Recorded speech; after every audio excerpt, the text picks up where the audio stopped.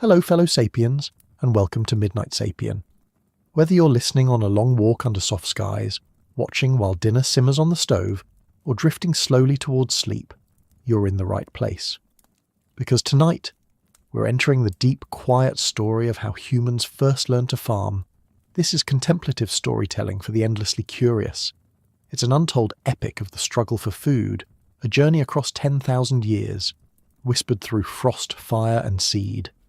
But it's not the simple tale of progress you might expect. It doesn't begin with a plough, but with a pause.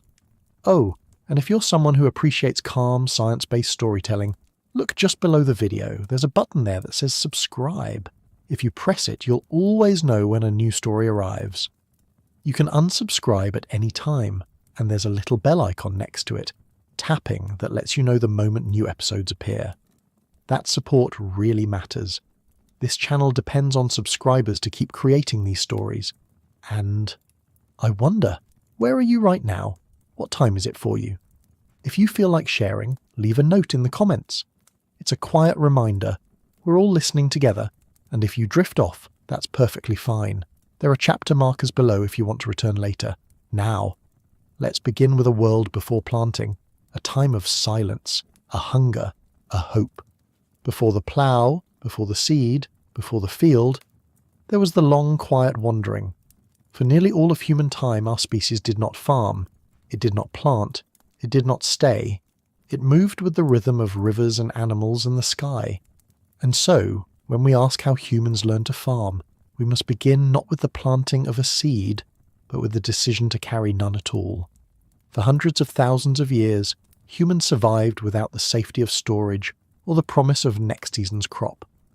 They endured by reading the land like a sacred text, every valley a verse, every gust of wind a quiet sentence, every animal track a fleeting footnote.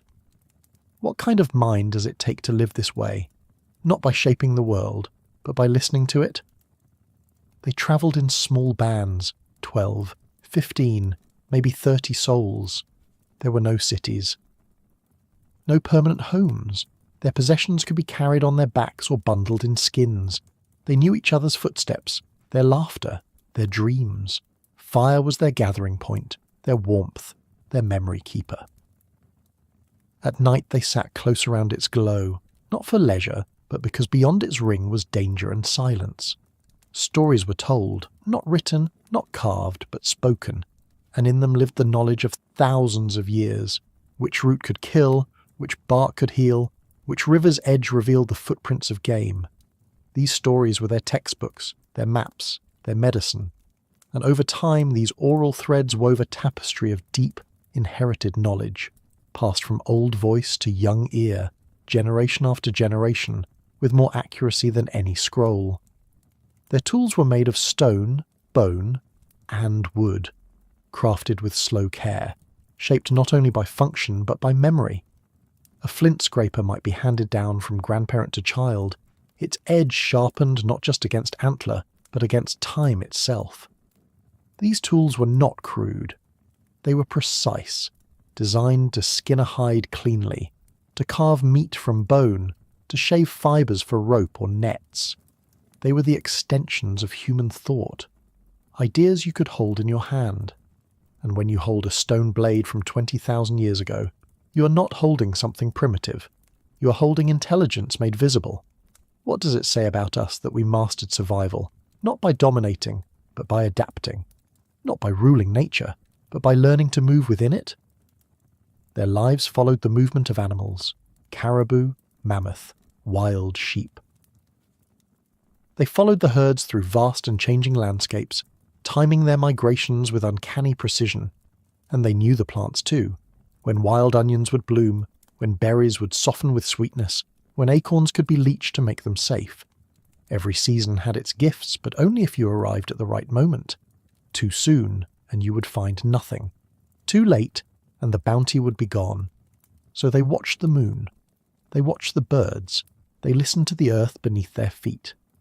How many years of observation does it take to feel time moving not in clocks, but in blossoms and migrations? And the world they moved through was a world of ice and fire. During the Upper Paleolithic, Earth swayed in and out of glacial grip.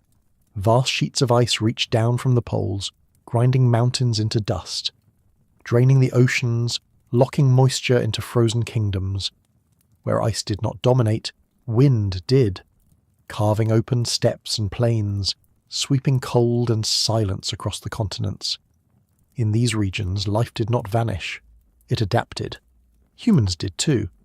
They made shelters of mammoth bone, stitched clothing from reindeer hide, and insulated themselves not just against the cold, but against the unpredictability of life itself. What does resilience look like when the sun disappears for months at a time? But these ice ages were not still. They pulsed. Warm periods would arrive, brief intermissions when the glaciers receded, when forests returned, when lakes spilled over and rivers changed course. And with every shift, humans had to decide, stay or move. Often they moved. They carried with them knowledge written not on paper, but in pathways. This path leads to a hidden spring. That ridge shelters deer in the late autumn. That grove grows the small purple fruit that feeds us when the snow melts. These were not guesses. These were certainties, born from generations of careful attention. And yet even certainties could falter. A storm that came too early, a herd that changed direction, a fire that did not catch. What happens when all your knowledge is right and nature still says no? We tend to think of prehistory as chaotic, but the people who lived it sought pattern. They were students of repetition. They knew that beneath the apparent randomness of weather and beast, there were deeper rhythms. And it is here, perhaps, that the first quiet seeds of agriculture were planted, not in soil, but in mind. Because to plant a seed, one must believe in tomorrow. One must believe that time loops, that the future will echo the past. And hunter-gatherers were beginning to feel those echoes. They knew which valleys greened first in spring. They knew which fruit trees gave more yield every third year. They may not have had calendars, but they had memory, and memory was enough. Even the sky became a teacher. In some Upper Paleolithic sites, we find bone carvings with notches that match the lunar cycle. We find alignments of stones that might mark solstices or equinoxes. These were not idle decorations. They were instruments, tools of orientation in a world without cities or clocks. By reading the stars, by tracking the moon's rise and fall, these early humans could predict when the salmon would run, when the geese would fly, when the grasses would seed. How many nights must you lie awake staring at the stars before you begin to hear them speaking? And as they move through this ever-shifting world, they were not alone. Other humans moved too. Neanderthals in Europe, Denisovans in Asia, mysterious peoples now lost to name but still faintly traceable in our DNA. They all walked the same windswept ridges, hunted the same wary prey, warmed themselves by the same uncertain fire. And sometimes they met. And when they met, they exchanged more than tools. They exchanged genes. They exchanged knowledge. They exchanged stories, perhaps, or glances of recognition across the ice. What does it mean that our ancestors learned not just from the land, but from each other? Cooperation became the most powerful tool of all. Hunting large game required coordination. Flanking, trapping, communicating without sound. Gathering required memory. Who knew the place? Who remembered the season? Who could spot danger in a trembling leaf? These groups were not primitive. They were tightly woven tapestries of skill and trust. Elders carried the maps of memory. Children carried the future. Everyone mattered, because survival left no room for excess. There were no strangers, and yet, over the hills, there were always others. Did they feel like enemies, or like the distant reflection of the self? Fire remained their centre, not just for heat or cooking, but for ritual. Some hearths are layered with generations of ash, fireplaces used for centuries in the same spot, their stones blackened by time, their edges worn smooth by the slow press of hands. Around these fires we find ochre, beads, carvings, and buried bones. We find art. Hands painted on cave walls, herds of bison galloping across stone, spirals and lines whose meaning we may never know. Why would a people living hand to mouth take time to paint beauty into darkness? Because beauty was survival too. Not just the survival of the body, but of meaning. When you live with uncertainty, beauty becomes memory's anchor. Art becomes a way to say, we were here, We saw. We felt. In the Chauvet Cave 36,000 years ago, someone painted lions with curved backs and glowing eyes, as if caught mid-step. There was no camera. There was no audience. Just the need to preserve what the eye had seen and the heart had known. What kind of mind sees a world in motion and tries to hold it still? And somewhere within that mind, something else was stirring. Not just memory, but abstraction. It was not enough to know that the rains came after the first frost. It was not enough to recall the spot where tubers grew. The mind began to map connections, cause and effect, time and return, hunger and preparation. Some of the oldest known groundstone tools are not for killing, but for grinding, for pulverizing seeds, roots, and nuts into something new. They were not just consuming, they were transforming. When did that transformation stop being just survival and start being intention? We find caches of gathered grain dating back over 20,000 years. In Ohalo 2, a site near the Sea of Galilee, archaeologists uncovered charred seeds arranged carefully, wild barley, wild wheat, and other edible grasses. Next to them, grinding stones.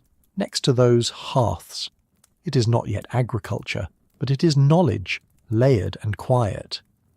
These people were harvesting wild stands, returning to the same places year after year. They knew the rhythms. They may have even managed the land, cutting back shrubs, encouraging favoured plants. What happens when the land starts remembering you too? And yet they still moved. The great contradiction of this time is that humans began to deepen their relationship with place, without yet surrendering to it. They built seasonal camps, returned to favoured lakes, revisited sacred hills. The land became familiar, but it was not yet owned. There were no fences, no borders, only agreements perhaps, spoken or unspoken, about who could gather where and when. This is a way of being we struggle to imagine now, a relationship to land that is intimate, but not possessive. Can you belong to a place without trying to make it yours? Their calendars were not carved in stone but etched in memory. The sound of frogs in spring, the colour of the sky before the first frost, the direction of the wind in autumn. These were their cues, these were their signs, and in these signs they saw not just survival, but return, a cycle, a trust. The sense that time was not a line, but a circle, and to live within that circle was not a limitation, it was a gift. What kind of freedom is found in knowing you are part of a rhythm that does not need you, but welcomes you? And all the while, the seeds were waiting, carried on the wind, caught in the folds of clothing, tucked unknowingly into baskets, spilled onto soil, forgotten until they sprouted green weeks later. These were not accidents, but invitations to imagine a different kind of future. One where food did not have to be chased, one where the forest could be brought to the village, one where the rhythms of nature could be tuned, just slightly, to human need. How many seasons does it take before observation becomes experimentation? We do not know the name of the first person who planted a seed and stayed to watch it grow. We do not know their face or their language, but we know the conditions that shaped their thought. A world of uncertainty, but not chaos.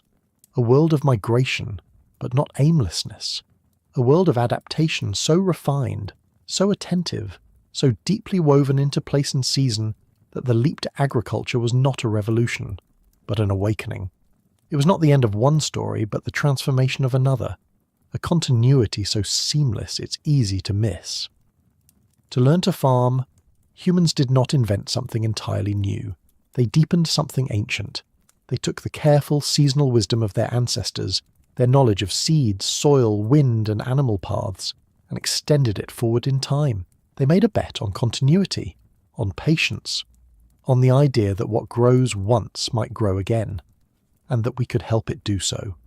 Farming did not emerge from ignorance, it emerged from the accumulation of knowing, and with that knowing came hope and risk, because to plant is to believe, but to believe is to wait. And so we return to the fire, the quiet circle, the hands passing meat and story in equal measure, the eyes watching the stars, the minds connecting pattern to meaning. Here, before the first plough, before the first furrow, before the first wall or field.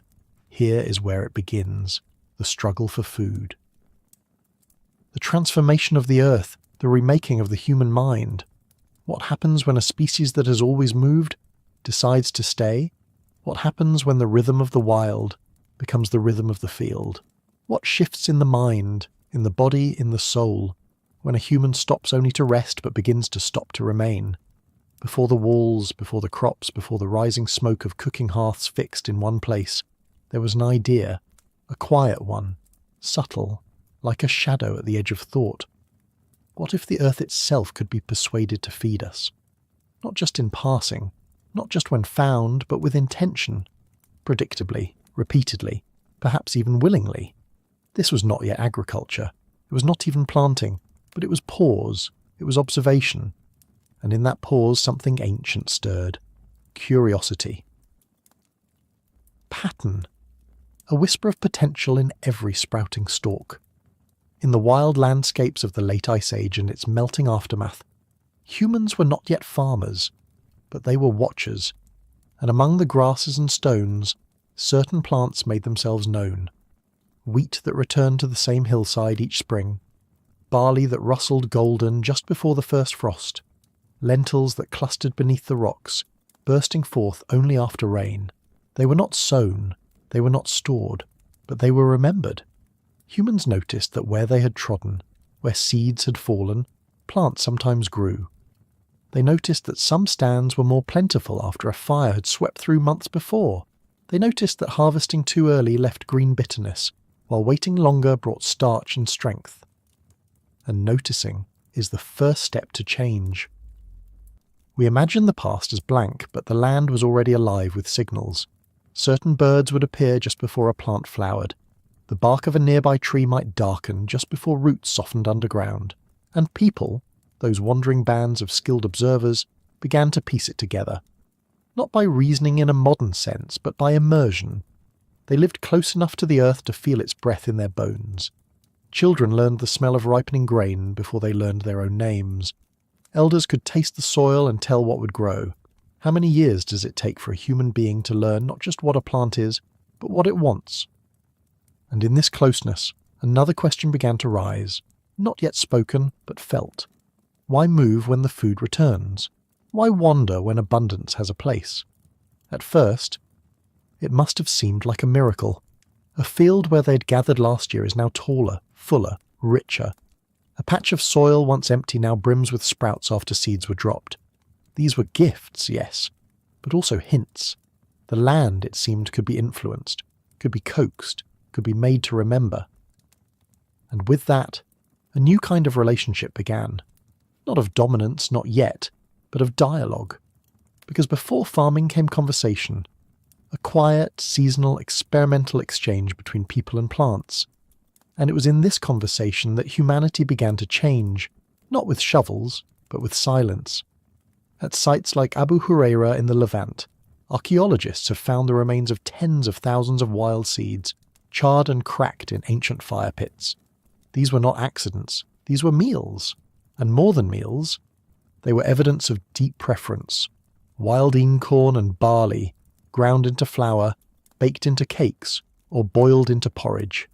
These people were not merely surviving, they were selecting, favouring certain plants, gathering not randomly but with intent. And some of these seeds were kept, not all were eaten. In some settlements we find storage pits, lined with ash, covered with stone, dug deep into the cool earth. Inside, grains, hardened, preserved, waiting. These were vaults, in a world without locks. And what does it mean to keep a seed? It means imagining a future. It means planning. It means understanding that what is not eaten today can be life tomorrow. To store is to trust the return. And trust, as simple as it may sound, is not a given in a world ruled by storms, drought, and famine. What kind of mind dares to save rather than consume? There is evidence that some of these caches were revisited across seasons, that people returned to the same place not because they built walls there, but because something valuable was beneath their feet. Food had begun to leave its imprint not just on the body but on the landscape. These were the first seeds of settlement, not permanent, not enclosed, but cyclical. a pattern of return, and each return taught them more. That grain left in the husk stored longer, that ash deterred insects, that damp ruined the kernel, but dry darkness preserved it. Trial and error, played out over centuries, became tradition, and tradition became ritual. We find in some of these sites ceremonial objects buried with grain, painted stones, tokens, beads pressed into ash. These may have been offerings. They may have been symbols, but they speak to something beyond utility. They speak to reverence.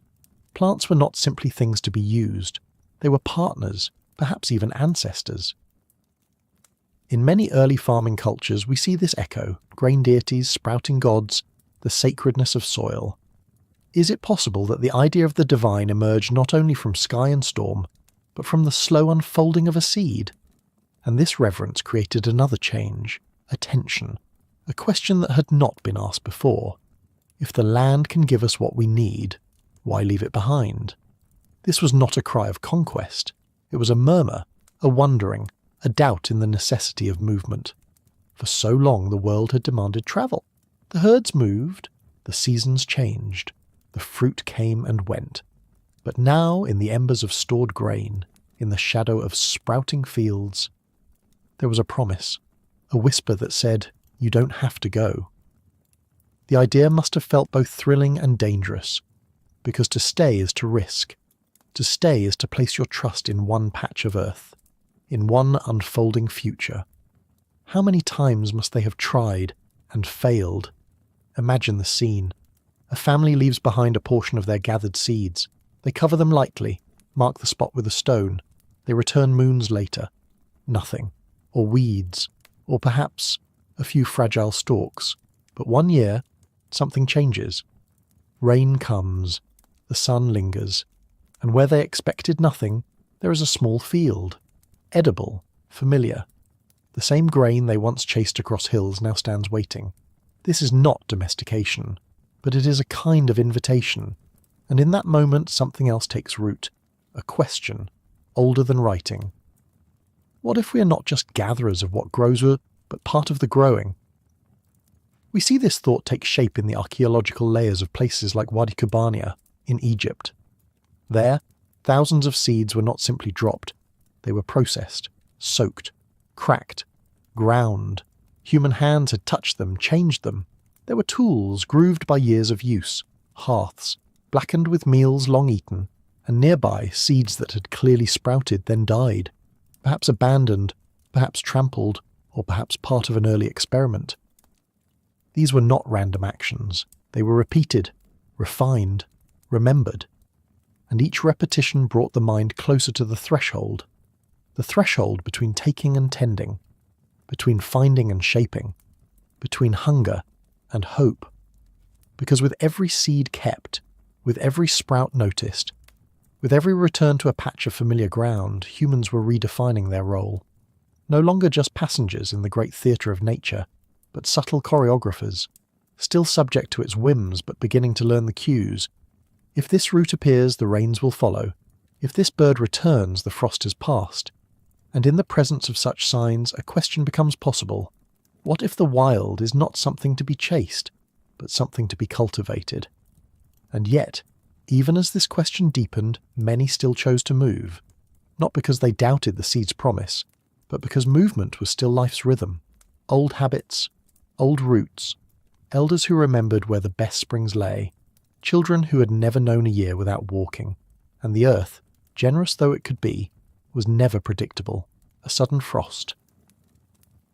A plague of locusts, a herd that did not return. Even the best-known stand of barley might fail to sprout 1 year. So people hedged, they experimented. Some stayed longer, some sent scouts, some split into 2 bands, one to remain, one to range. It was not yet a revolution, it was a test. And the test was not only logistical, it was spiritual. To move was freedom. To move was safety. To move was who they were. To stop, fully, finally, was to become something else. What does it mean to give up the open sky, the scent of pine on the wind, the long trails etched in memory? What is lost when we choose stability over movement? These questions echo even now. But for those early humans, the choice was not abstract. It was survival. It was weight. It was risk. Still, some did remain. Not all year, not forever, but longer than before, a season, perhaps, two. And in that time they learned more, that sprouts could be protected with brush, that spacing seeds led to stronger stalks, that the best grain came not from the wildest plants, but from those with softer husks, taller stems, easier threshing. These observations were not passive. They were active, incremental. We do not find a moment when agriculture appears fully formed. We find a slow murmur rising over centuries, a pattern emerging in the soil, in the mind, in the way a family might look at a patch of grass and see, not grass, but possibility. And as this possibility grew, the soil itself began to change. Wild plants adapted to human presence. Those with traits that benefited harvest, non-shattering seeds, synchronous ripening, began to dominate. Humans, in turn, adapted to these plants. Their muscles, their teeth, their gut bacteria. This was coevolution, a mutual shaping. And though neither side understood it in any conscious way, a bond was forming, one that would soon become unbreakable. But for now, it was still fragile, still experimental, a dance rather than a contract. And somewhere in the middle of that dance, a child may have asked, "Why do we leave when the food is here?" That question may have been answered with silence, or with a shrug, or with a story from an elder about the storm that once ruined everything, or the great journey of the ancestors, or the danger of staying too long in one place. But the question lingered. It did not disappear. It grew. It passed from voice to voice, from mind to mind, until it was no longer just a question, but a vision of stillness, of permanence, of waking in the same place where the grain grows tall, and when enough people share the same vision, the world begins to shift. We see that shift in sites like Jerf El Ahmar. Long before full-scale farming, people there built circular communal structures, places that suggest not just subsistence but planning, cooperation, shared ritual. We see heavy grinding stones, worn deep. We see storage bins, carefully constructed. We see the first signs of permanence, not of cities not yet, but of people beginning to think in terms of seasons, of cycles, of place. The land was no longer just a backdrop. It was becoming a partner, a teacher, a memory. And memory, once planted, does not stay still. It spreads, it flowers, and eventually it demands roots, not just in the soil, but in the soul. Farming did not begin with the planting of a field. It began with the planting of an idea that food could come not only from the chase but from the wait, that abundance could be coaxed, that time itself could be collaborated with. And in that collaboration, a new kind of human began to emerge, one who watched, one who waited, one who believed not just in the return of the sun or the return of the herd, but in the quiet, miraculous return of something even smaller, a seed, a kernel, a speck of life that, with care and time and just enough rain, might split open and rise. What happens when you believe in something so small? Perhaps you begin to stay. Perhaps you begin to shape the land. Perhaps you begin to become something else entirely. And perhaps, just perhaps, that is when the earth begins to answer back. Not in words, not in sudden revelations, but in heat, in melt, in rising waters. The last great ice age was ending, and it did not go quietly. Across the globe, ancient glaciers, thicker than mountains, older than memory, began to sigh and recede. Their slow retreat redrew the face of continents. Valleys once hidden beneath 100 meters of ice opened to the sun. Lakes burst their icy confines, carving new rivers through stone. The weight of entire worlds lifted, and the earth rose beneath it. What does it mean to awaken in a world that is shifting beneath your feet? This moment, known now as the beginning of the Holocene, was not a single event. It was a long exhale, a warming breath that stretched over millennia. But its effects were anything but gradual in human memory. Floodplains once frozen bloomed into grass. Tundra gave way to forest. Storms shifted. Winds changed. The balance of power in the living world tipped, reshuffled, and began to hum with new tension. And at the centre of it, the humans watched. They did not cause this change, but they would soon be shaped by it. Because when the earth moves, it takes everything with it. The great herds, those vast, thundering masses of mammoth aurochs and reindeer, began to vanish. Not all at once, not everywhere. But their paths grew harder to predict. Some moved north, following the cold. Others dwindled in number, unable to adapt to the new warmth. And as the beasts changed their rhythms, so too did the humans who followed them. A migration was no longer guaranteed. A familiar route might now end in drought or in flood. And with each failed hunt, a question sharpened. How long could we keep moving, if the world itself was leaving us behind? In the wake of the melting, coastlines shifted. The sea rose, slowly, steadily, swallowing land that had been walked for generations. Entire hunting grounds disappeared. Sacred sites drowned. What happens to memory when the place it lived is now beneath the waves? And in response, humans moved, not just to chase prey, but to survive the water. Inland, uphill, into the heart of new landscapes, and those landscapes were not always generous. Where ice once ruled, new ecosystems were taking hold. Forests, thick and dark, replaced the open steppe. Grasslands spread across Europe and Asia. Animals that once roamed in abundance grew scarce, scattered. In some places, new species appeared, but smaller, swifter, harder to catch. In others, food became unpredictable, even in times of warmth. And in this shifting web of life, human knowledge, so perfectly tuned to the old world, suddenly felt uncertain. What must it have been like to wake up in the same valley you'd known for generations, and find it changed beyond recognition? And it was not just the world outside that changed. The change seeped into the human body, into the human memory, into the human myth. The bones we find from this time begin to tell a new story, not of giants, but of endurance, not of infinite migration, but of compromise. We begin to see evidence of longer stays, of more frequent returns to favoured places. The Earth's instability pushed us to seek stability, and in seeking it, we began to ask again what we might grow, what we might shape, what we might store. Was the disappearance of certainty the true mother of invention? In the far north, where glaciers still clung to stone, mammoths held on longer.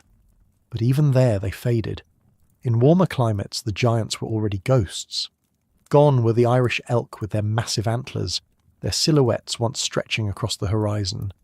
Gone, too, were the woolly rhinoceroses, the cave lions, the dire wolves. Their bones lie beneath layers of silt and ash, quiet testimonies to a vanished age. Did humans hunt them into oblivion? Did the climate extinguish them? Or was it both? An entanglement of fire, hunger, and warming air that none could escape. And as the giants vanished, the pressure grew. Pressure on the landscape, on the herds that remained, and on the people who had always relied on them. In some places, populations grew, more mouths chasing fewer resources. In others, they declined, unable to adapt to the shifting balance. What do you do when the old gods of the hunt no longer answer your call? You adapt, or you die. And humans, ever adaptive, began to look smaller, not in stature, but in focus. Rabbits, birds, fish, roots. These had always been part of the diet, but now they became more central. The spears grew lighter, the traps more intricate, the time spent gathering increased, and slowly, without proclamation, the idea of abundance changed. No longer was it measured in mammoth bones, but in baskets of grain, in drying racks of fish, in caches of tubers hidden from the heat. Does survival come from strength or from flexibility? We see this shift in the tools. Microliths, tiny sharp stone flakes, replaced the massive spear points of earlier times. These were parts of complex hunting systems: arrows, barbs, harpoons. They reflect a world where the target is no longer a behemoth but a bird mid-flight, a trout in a stream, a deer that comes close only for moments, and with each kill, the margin for error narrows. Precision becomes everything. What kind of mind thrives when success means noticing the flick of a shadow in reeds? And in the quiet spaces between the hunt, humans noticed more. The rush of the chase had been replaced in part by the patience of observation. They watched how the grass grew different on the sunlit side of the hill. They listened to the calls of birds that nested only where the soil was soft.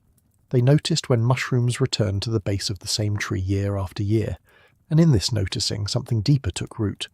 What if understanding the land could be more powerful than pursuing what ran across it?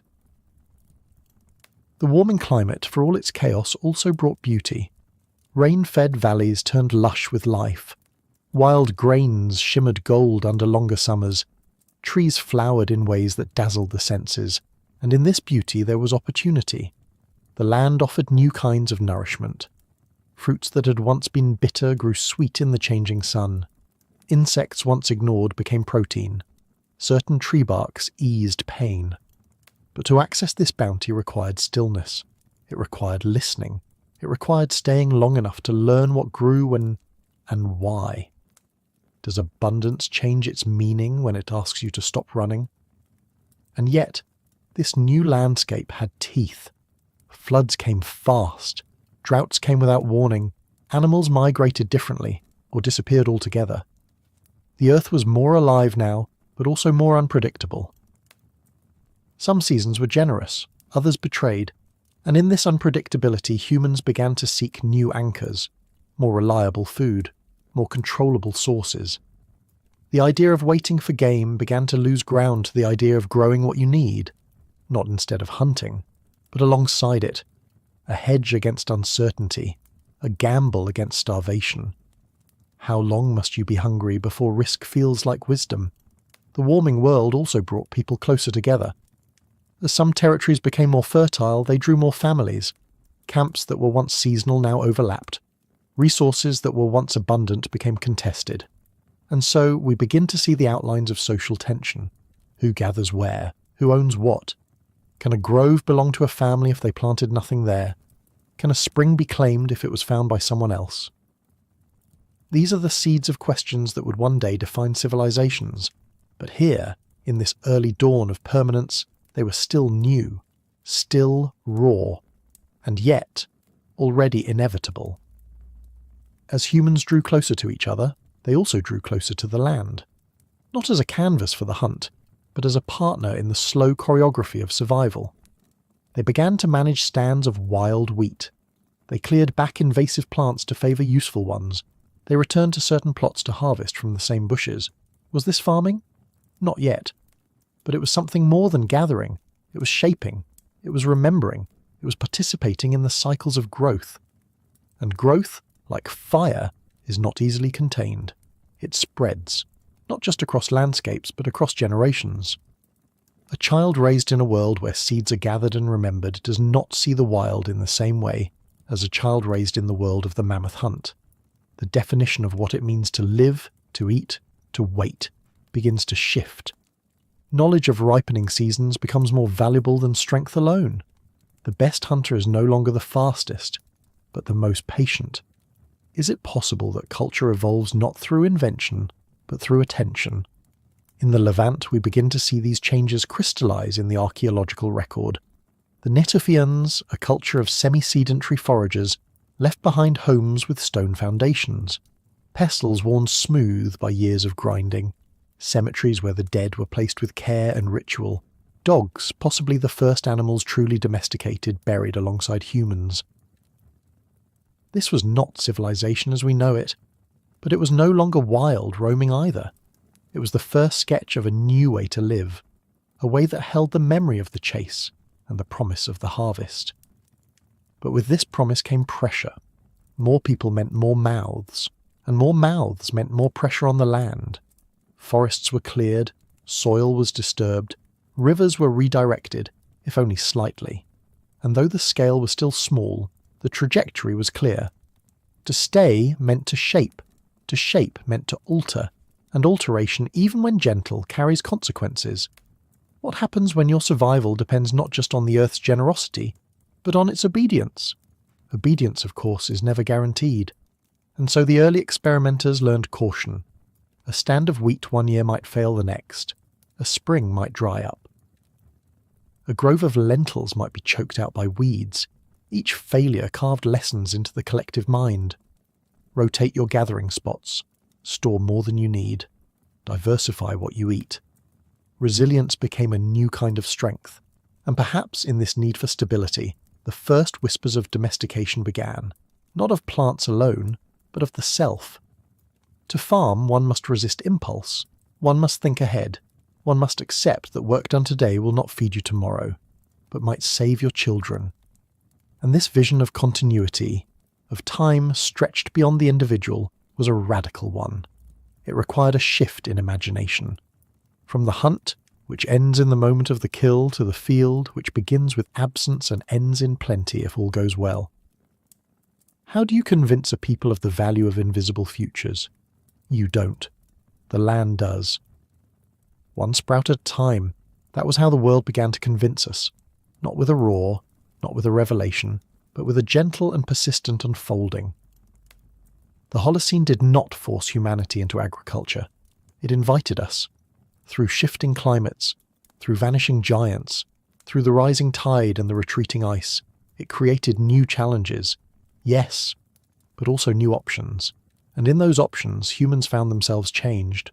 Not suddenly, but deeply. The old world of mammoths and endless migration had ended. And though the new world was not yet stable, it held a strange new potential. We began to dream differently. In the quiet of floodplains, in the shade of fig trees, in the smell of drying grain. We began to measure time in seasons, not just in steps. We began to see the land not only as something to cross, but as something to return to, something that remembered us. And as the earth settled into its warmer rhythm, so too did we. We built homes with deeper foundations. We left marks, pits, ditches, post holes, carved into the land itself. Marks that said, we were here, and we may return. But return required responsibility. If the land was to remember us, we had to remember it. Which patches had been over-harvested, which paths had become too worn, which groves bore fruit only every few years. Memory became a form of survival, and in memory we became more than wanderers. We became caretakers, not yet farmers, but something on the cusp, balance between movement and stillness, between the past and something just ahead. And that something was farming, not as a technology, not as a moment, but as a relationship, a negotiation. A long conversation between human desire and the earth's willingness. And like all relationships, it began with instability, with imbalance, with hope pressed against fear. But slowly, season by season, that conversation deepened. We asked more of the land, and the land sometimes answered. What happens when the world itself changes its terms? When abundance is not found, but made? When survival is no longer a chase, but a collaboration? That is when the hunger becomes a choice, and the future, for the first time, becomes ours to shape. But before the furrow, before the fence, before the permanent boundary etched between ours and not ours, there was water. Flowing, glittering, murmuring through stone and valley, it called to the early human mind not with possession, but with invitation. The rivers did not ask to be claimed. They offered presence, return, rhythm. And along their banks, in the gentle arms of lakes and springs, humanity did something quietly radical. It stayed. This is the true birth of the village, not the rise of kings or monuments or scripts, but the simple, collective act of pausing, of choosing a place to return to not just seasonally, but meaningfully. And in the Levant, around 12,000 years ago, one culture stepped into that pause and built something entirely new, the Natufians. Their legacy lies scattered across the rocky uplands and shadowed valleys, not in palaces, but in stone circles pressed into earth, in sickle blades worn smooth with use, in cemeteries nestled beneath homes. They were not farmers yet, but they were no longer nomads. They built homes, round, sunken into the soil, reinforced with stone, covered perhaps in brush or hide. These were not fleeting shelters. They bore weight, they held heat, they held a memory. And in the bones found within them, of people and dogs, buried with care, we find echoes of permanence. What happens to the human spirit when home becomes more than a fire pit in the open air? These settlements were never large, perhaps 20 people, maybe 30. clusters of families tied not just by blood but by shared labour, shared knowledge, shared hunger, and to feed that hunger they wielded tools unlike any seen before. Microliths fixed into wooden handles, forming curved sickles, ideal for harvesting wild cereals. These tools speak to repetition, to cycles, to the gathering not of scattered chance, but of anticipated return. You do not build a sickle for luck, you build it for pattern. And with that pattern came structure. The Natufians ground grain on stones so heavy they must have remained in place for years. They baked in communal ovens, fired by shared wood. They created not through central command, but through mutual reliance.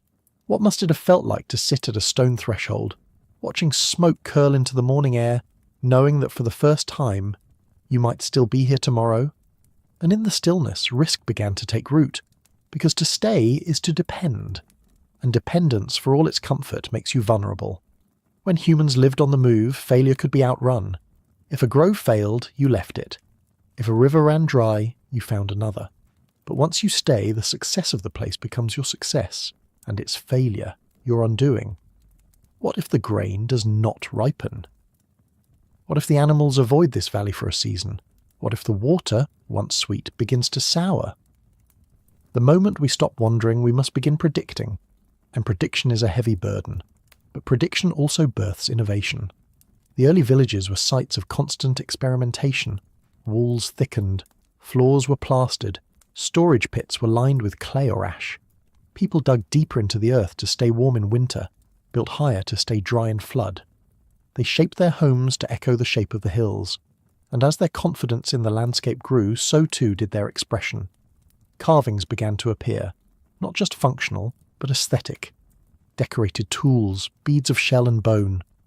What does beauty mean when it's made to last? Cemeteries also emerged, not far from the homes but often beneath them. The dead were not sent away. They remained, buried under floors, tucked into house corners, revisited through memory and ritual. Skulls were sometimes removed, plastered, painted. Ancestors were not gone. They were present, watching, guiding, perhaps even binding the living to the place through more than just utility. Can memory be anchored in soil? And so we see in these sites the slow knitting together of community, not by force, but by presence. You eat beside those you bury. You sleep above those you remember. You work beside those whose tools you once inherited. The walls become thicker, but not just in structure, in meaning, in history.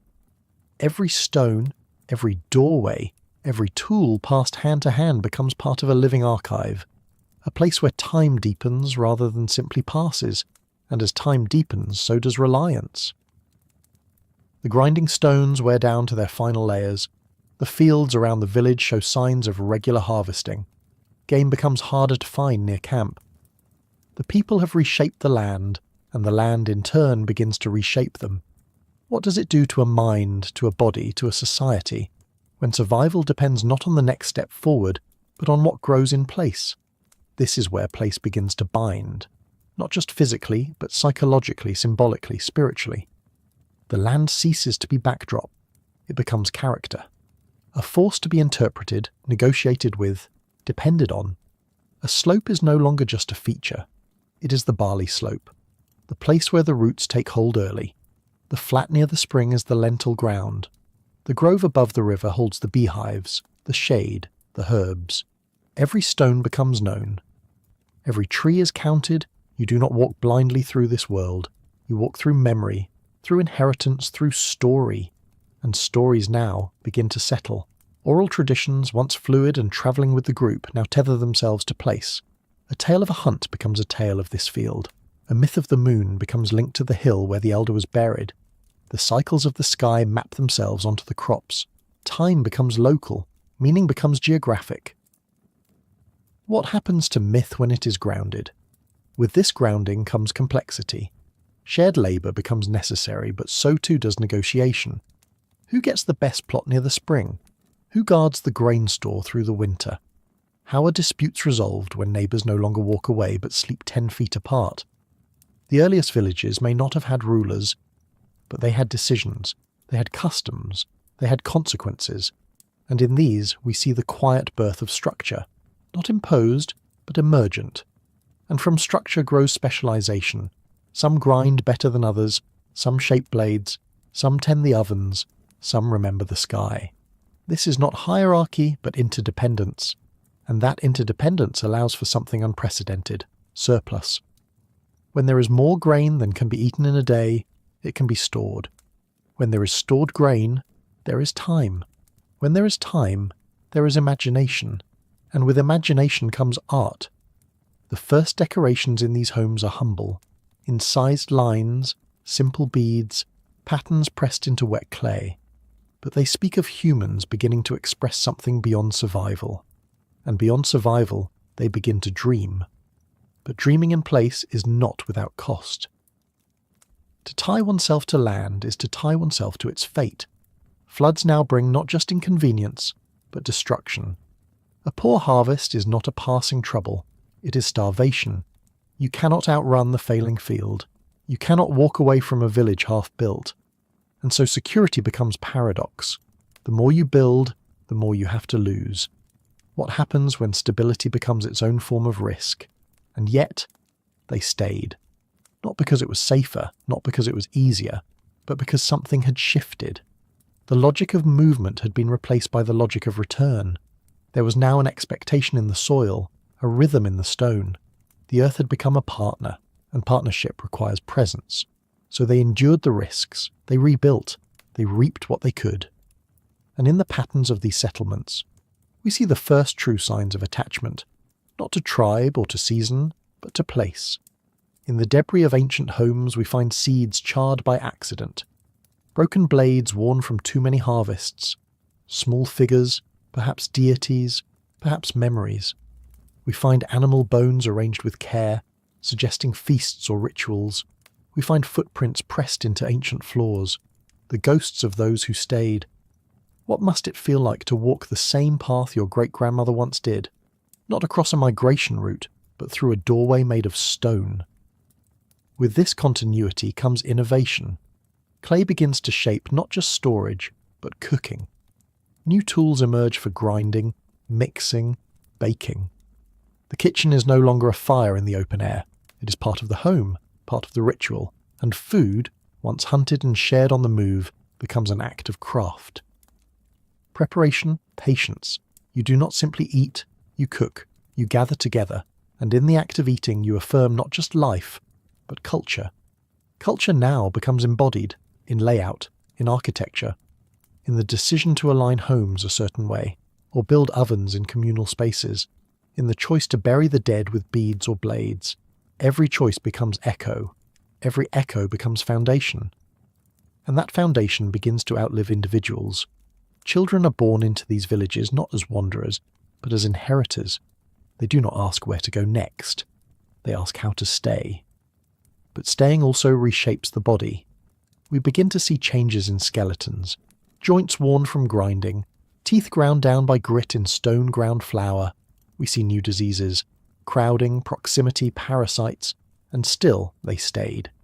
Because the alternative, uncertainty, hunger, the chase, was no longer the measure of success. Success now meant full granaries, quiet winters, a known path from home to spring. And in that known path, something unexpected was growing. Identity. What does it mean to be from somewhere? This question, still so central today, was born here, in the muddy threshold of a Natufian home, in the stretch of land where someone first whispered, "This is ours," not as conquest, not as empire, but as belonging. And belonging, once kindled, becomes an ember no storm can snuff out. When you belong, you endure, through bad seasons, through flood, through loss.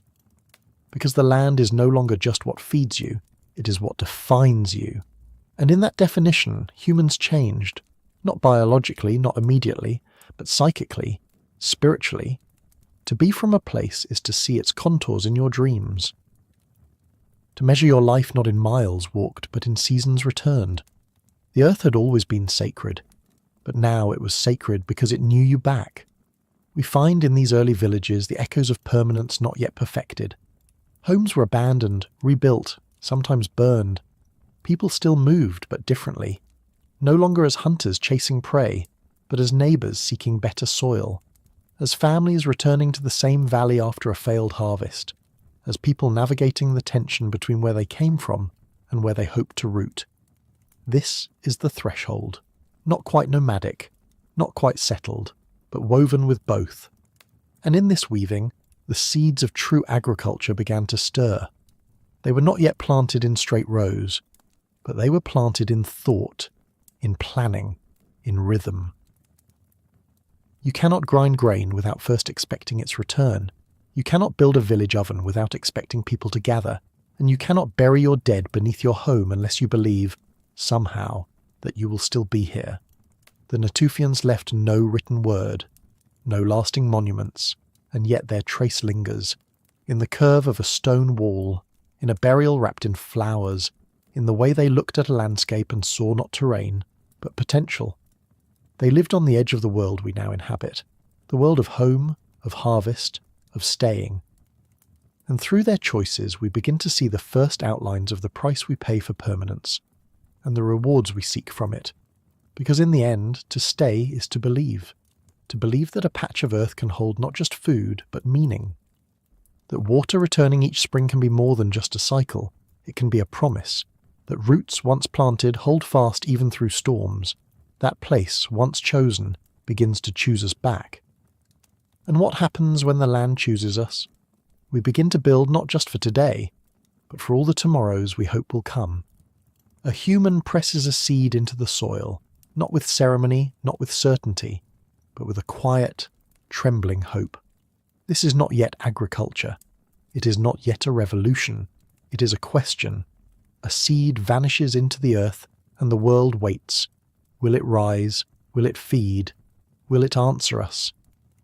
Long before this moment, before grain stores and furrowed fields, humans lived by the rhythms of movement, by paths shaped not by roads but by instinct and memory.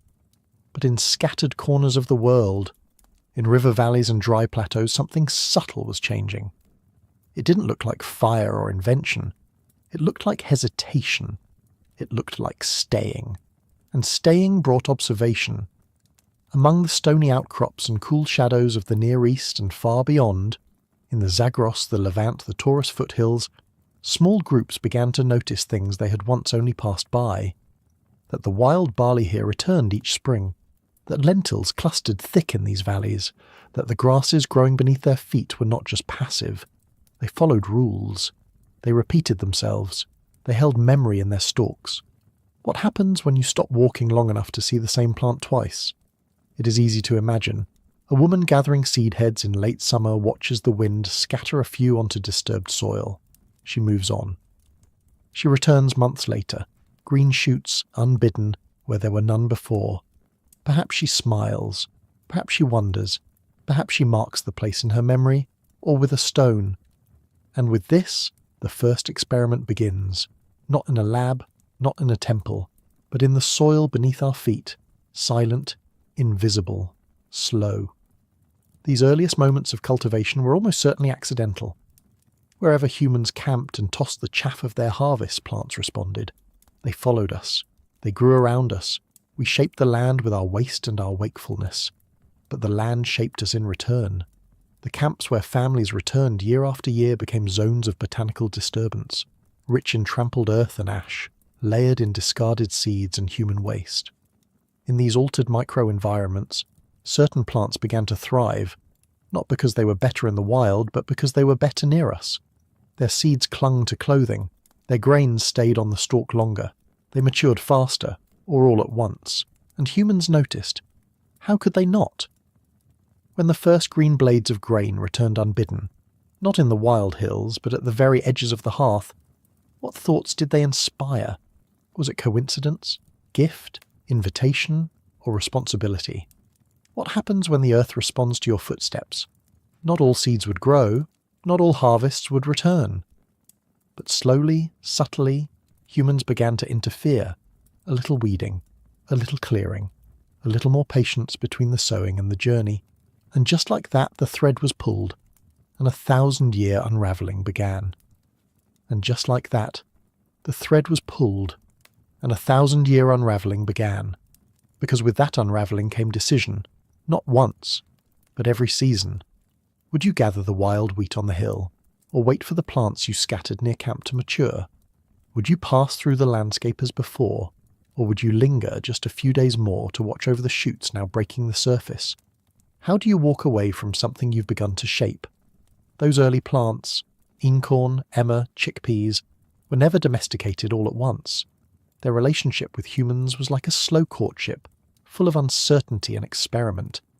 If some plants grew better when weeded, we weeded. If others responded to watering from a cracked gourd, we watered. If a fence of thorns kept the gazelle away, we built one again. These were not yet farmers.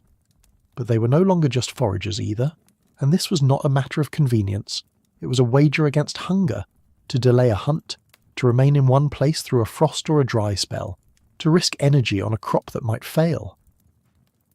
These were not small choices. They were profound acts of trust in a world that had never promised permanence. The seed was not just a potential meal, it was a prayer. And what happens when a prayer grows roots? The archaeological record is whisper-thin here. Scattered impressions of sickle blades worn smooth from gathering, charred grains buried deep in hearth ash, even pollen in layers of soil that hints at plants growing where wild grass had not. These are not monuments, they are ghosts, but their presence is enough. Enough to suggest that people were beginning to see the land not just as something to move through, but something to shape, and to be shaped by. Because when people plant seeds, they do more than alter the land, they alter themselves. The rhythm of days begins to shift, no longer governed solely by game migration or weather patterns, but by the heartbeat of the growing season. Tasks appear that did not exist before: guarding, tending, waiting. The elders might still remember the wide-roaming days of pure foraging, but their children would be born into new expectations, a place, a cycle, a memory of continuity that had never truly existed before. And with the hope of continuity came the fear of its loss. What if the rain doesn't come? What if the crop withers? What if the granary, if it can be called that, runs empty in the dead of winter? Suddenly life is not only shaped by nature's abundance, but by its failure. Security and fragility grow side by side. The more we count on the harvest, the more devastating its absence. The earth is no longer a backdrop. It is a partner, a parent, a risk. And yet, the seed keeps calling. Because what the seed offers is not just food, but transformation, a way of life that remembers the past yet roots itself in the future. You don't plant for today, you plant for a tomorrow that may never come, and to believe in that tomorrow, you must imagine it. The act of planting, then, becomes an act of imagination, and perhaps nothing human is more sacred than that. But this vision, of sowing and reaping, of shaping nature, was not without its toll. Stored grain, once gathered, became a different kind of possession. It could be counted, guarded, taken. The seed that once fed the village now marked a boundary, of ownership, of hunger, of control. Who decided where the grain would be kept? Who ensured it was safe? What hand reached for more than it had sown? A new kind of power began to bud in the shadows of the granary. It wasn't yet a king or a priest or a merchant, but it was the quiet authority of those who remembered which seeds had grown and where. Those who knew when to harvest, when to wait, when to risk the stored surplus for another season's gamble. And even in its earliest whispers, this shift was immense. Because with stored food came the ability to survive winter, but also to shape who did and who didn't. Suddenly, food was no longer just something earned in the wild, but something distributed. And from distribution, the seeds of inequality began to sprout. But there was more than food at stake. Stored seeds were more than calories. They were potential. In small pits lined with ash or buried in baskets woven from grass, early peoples protected their future. If a harvest failed, those hidden reserves might be life itself. If they survived mold, moisture, theft, they could offer continuity, a second chance. What kind of trust does it take to bury your survival beneath the soil and walk away, hoping it will be there when you return? This new relationship with food was fragile and full of tension. Because to depend on grain was to depend on time, on patience, on memory, on labour spread across months. A hunt is over in a day, a field takes a year. But slowly, again and again, humans chose the year. And every time they returned to a clearing found their seeds still waiting, green and rising. That choice grew stronger. One day, perhaps, it no longer felt like a choice at all. Perhaps it felt like fate. Was it? Was this truly our invention, or had the seed all along been cultivating us? Because with each season, the plants we favoured began to change, and we changed with them. Those first grains that clung too tightly to the stalk were once an annoyance to the forager, hard to thresh, reluctant to fall. But now, in the growing patches shaped by human hands, that same trait became a virtue. These plants dropped fewer seeds to the wind. They were easier to gather, more survived. So they spread, not in the wild, but in our company, and with them spread our dependence. As seasons passed, the wheat in the Near East grew taller and more obedient. The barley bent less in the wind. The lentils flowered in tighter clusters. In every camp where seeds were sown and gathered, not just consumed, humans began shaping evolution without knowing its name. But it wasn't one-sided. The landscape began to bend under our presence. Where once only tough wild grass grew, new soils appeared, churned by digging, darkened by ash, enriched by human waste. Microecosystems flourished in our wake. Mice and birds followed our grain. We followed the rhythm of sowing and harvest. Even our tools changed. The flint blades once used to butcher game found new edges, serrated, curved for slicing stalks instead of sinew. Grinding stones appeared, worn smooth by the endless repetition of turning grain into meal. The act of eating now required preparation. Bread was born, not as the crusted loaf of ovens, but as paste, as porridge, as scorched cakes over stone. With every innovation, new tasks emerged, new roles, new dependencies. What once was a shared, ever-moving labour of gathering became a tethered rhythm of tending. Children helped chase off birds. Elders remembered planting cycles.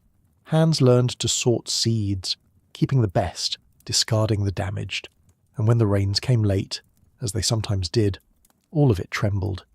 To live by the seed was to live by time, and time was never kind. Floods drowned the hopes of spring. Frosts claimed the first shoots. Pests arrived in swarms, and still we planted. Because to return to the old way, to wander, to forage, to trust the uncertain generosity of the wild, felt further and further away. Was it nostalgia? Was it regret? Or simply the realization that each step forward came with its own shadows? Every harvest that filled a clay jar came with the memory of a failed season. Every field that flourished was a quiet reminder of what could be lost. But the work continued. The seed waited, and humans, bound now not just to each other, but to the land beneath them, kept pressing it into the earth. Because hope, once planted, is hard to uproot. They gathered together to clear stones, to shape terraces, to dig furrows, not as ceremony, but as necessity. And in that shared necessity a new kind of community was born, one not defined by blood or lineage, but by labour, by waiting, by trust. And with each generation the skills deepened, when to plant, how to store, where the soil held moisture, how to spot the sickness of leaves. This was no longer memory, it was knowledge, and knowledge was power. From this quiet power rose the first divisions, not cruel, not yet, but real. Who knew how to read the land? Who had the patience to tend? Who had the time to watch the sprouts each day while others hunted or carved or carried water? Dependency bred structure. Structure bred imbalance. But even as new burdens emerged, so did new beauty. The landscape, once indifferent, began to carry the signature of human hands. The golden shimmer of barley under a summer wind, the orderly rows of sprouting emmer along a riverbank, the scent of charred chaff after a harvest fire. The world was no longer just a canvas. It was a collaboration. And in this collaboration we changed. Bones grew denser, teeth wore down in new patterns, jaws narrowed, faces softened, not by will, but by diet, by time, by labour. Even our genes shifted subtly, shaped by a world in which grain was now king. But not just grain. The experiment had begun with one kind of seed, but its roots spread wide. What else could grow? What other plants might yield to this magic? Peas, flax, sesame. Each offered its own lesson. Each required its own patience. The field was no longer a place. It was a world of questions, and behind every question, hunger, not just for food, but for something more, stability, meaning, belonging. How do you know if an experiment has succeeded? Is it in the harvest, or in the fact that we still return, season after season, to press our hopes into soil? Maybe that is the answer, not in the yield, but in the returning. Because even now, in the bones of our cities and the grids of our farms, we carry the shape of that first question, that first seed, that first waiting silence, and whether we name it trust or risk or need, the result is the same. We changed the world, and in doing so, we changed ourselves. The plough was not born of leisure, nor the grindstone forged in joy.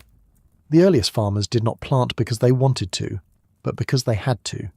It is one of the oldest misunderstandings of our species, that farming was a clever convenience, a sudden spark of brilliance that made life easier. But the truth is quieter, harder, and more enduring. Farming spread not because it was simple, but because it was necessary. Not a triumph of intelligence alone, but of desperation, exhaustion, and hope. Once the seeds were planted, there was no turning back. Picture the bodies of these first sowers, shoulders rounded not by age but by repetition, wrists worn smooth from pounding grains against stone, vertebrae compressed under the weight of baskets filled not with food, but with the promise of food. They had stepped into a contract with the land. If you stay, it will feed you, but only if you feed it first. And so began a rhythm unlike anything before. Not the wild unpredictability of hunting, nor the adaptable wandering of foraging, but a calendar carved into the body. Dig, plant, wait, weed, protect, pray. Why did they keep going? Why did this punishing cycle spread? Because for every back it broke, it fed 2 mouths. Because the fields could be counted on in a way the herds in the forest could not. Because the world was changing, again, and in a warming, drying, crowded landscape. Mobility was no longer salvation. It was risk. And so, slowly, painstakingly, farming took root, not as an invention, but as a submission, not as liberation, but as burden. What does it mean to build your life around a plant? Grain does not chase, it does not flee or fight, it waits, it withers, it thrives in stillness. To grow it well is to become like it, stilled, settled, anchored. The sickle replaced the spear, the hoe, the hand axe. Crops demanded planning, protection, vigilance, and the earth, once wild and indifferent, now had expectations. You owed it something. You had to clear it of rocks. You had to fence it from animals. You had to feed it water, guard it from wind, remove the competition. This is labour not of adventure, but of permanence, and permanence had a price. The first fields were not just spaces of opportunity, they were thresholds of vulnerability. Pests came, weeds came, disease came, not just to the plants, but to the people. Rats followed the granaries, mosquitoes bred in irrigation channels, standing water festered, and as bodies huddled together in settlements to protect their crops, the pathogens they carried learned to leap. Skin touched skin, breath mingled with breath, and sickness spread in a way it never had in the open drifting life before. What happens when a body is fed but not nourished? What happens when your labour multiplies your risk? What happens when the grain owns you? You begin to change, not just your days, but your bones, your blood, your teeth. The human body, once shaped by the chase, by balance and variety, by movement across open ground and forest shade, now stiffened into stillness, bent into repetition. For 100,000 years we'd eaten from a wide seasonal palette, nuts and berries, roots and tubers, fish pulled fresh from rivers, meat cut from the flank of beasts whose names we no longer even know. And now we ate grain. Grain in the morning, grain at night, sometimes pounded into porridge, sometimes baked into flatbread, sometimes soaked and soured or cracked and boiled, but always grain, barley, emmer, einkorn. The names change depending on where you are, in Mesopotamia, in the Nile Valley, in the foothills of Anatolia, but the effect is the same. The menu narrows, the body protests, protein becomes rare, teeth begin to rot. The grinding stones used to make flour also grind bits of stone into that flour, wearing enamel away. Exposing nerves. Jawbones unearthed from early farming sites show abscesses, infections, decay. Skeletons shrink, lifespans shorten. Children die younger, but there is more of them. Because what farming takes in vitality, it gives back in numbers. A single plot of land can feed more mouths with wheat than with game, and so population grows, slowly at first, then exponentially. The human swarm begins not in the age of stone spears, but in the age of harvested grain, and every new mouth is a promise that the field must not fail, that the labour must continue, that the burden must be borne, and it grows heavier. The sowing is one part. But there is also the reaping, the threshing, the winnowing, the storing, the guarding. You no longer move with the season, you move with the harvest. You no longer sleep when you're tired, but when the tasks allow. The day bends around the field, the village around the granary, the society around the harvest. This is not to say it was all misery. That would be another myth. There were festivals, there were full bellies in good years, there were children who grew up never knowing hunger. There were first loves beside irrigation ditches and laughter rising from clay ovens at dusk. Farming brought its own kind of stability. But it was a stability paid in full, each year with sweat and submission. The grain does not let you rest for long. And behind all of this, quietly, invisibly, disease waits. Once, in small foraging bands, illness might strike one or two. Now, in clustered homes and shared air, it strikes dozens. Waste accumulates, vermin multiply, water sources are fouled, new illnesses, born of proximity and permanence, rise up: cholera, dysentery, tuberculosis. We do not yet know their names, but our bodies begin to carry them. The body weakens, but the numbers grow, and that changes everything. Because when numbers grow, so do needs. Needs for land, needs for storage, needs for tools, needs for rules. In the hunter's world, authority was fluid, shifting with circumstance. Who was best at reading tracks, or calming conflict, or finding water? In the farmer's world, it becomes rooted. A harvest cannot be negotiated, it must be protected, rationed, owned, and so ownership is born. A field belongs to a family, a granary belongs to a village. Boundaries are drawn not on sand but on soil, marked with stone, watched over with vigilance. The seed becomes a source of conflict, of inheritance, of debt. Not just a gift from the land, but a lever of power. This is where we begin to see hierarchy. Some tend the fields, others store the yield.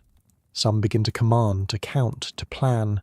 Tasks divide, roles harden, gender divides widen.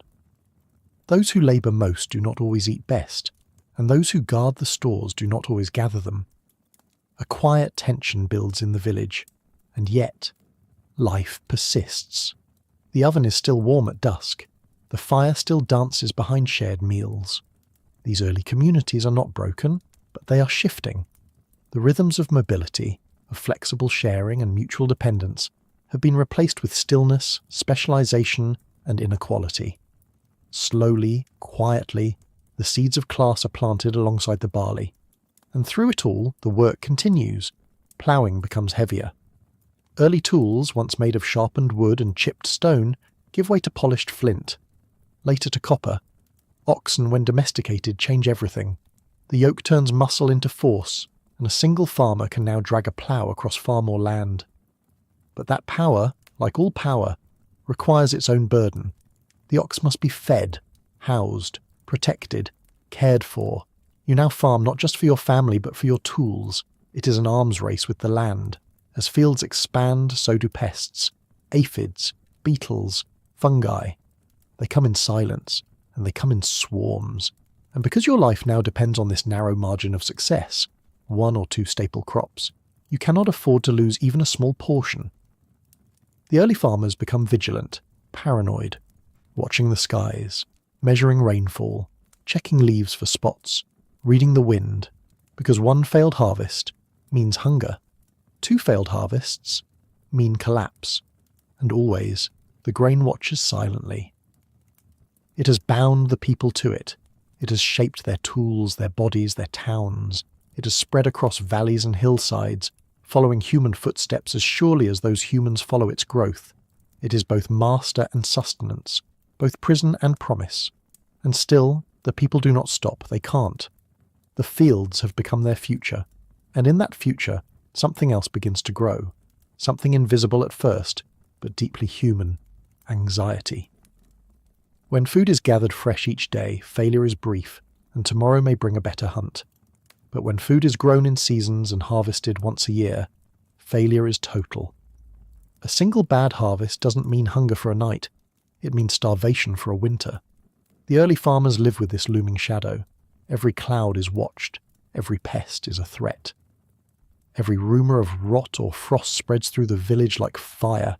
Fear becomes a season of its own, and so people begin to hedge. They dig deeper storage pits. They burn out the fungus from their granaries. They invent baskets sealed with pitch, jars that can be corked, underground chambers cooled by shade. And still, it's not enough. Because even stored grain decays. Even stored grain draws thieves, both human and animal. So new tasks emerge: guarding, counting, rationing, and along with them, punishment. For the first time in the archaeological record, we begin to see formalized walls, not just for protection from wild animals, but from each other. Villages that once shared begin to divide. A family with 2 jars guards them from a neighbour with none. The presence of stored wealth, visible, tangible, hoardable, creates temptation. And soon after, retribution. Grain brings abundance, but it also brings crime, and not just theft, but war. Because if your land is no longer just your home, but your lifeline, what happens when someone else wants it? We see the first evidence of conflict between settled communities: burnt houses, broken walls, skulls cracked not by accident but by intent. And while we should never reduce early farming to endless violence, there is no doubt that competition over fields, over harvests, over water, begins to leave a mark on the landscape and on the bones buried beneath it. And so, agriculture reshapes not just the soil, but the soul. It teaches caution, it rewards suspicion, it demands discipline, and perhaps most tragically it narrows the human gaze.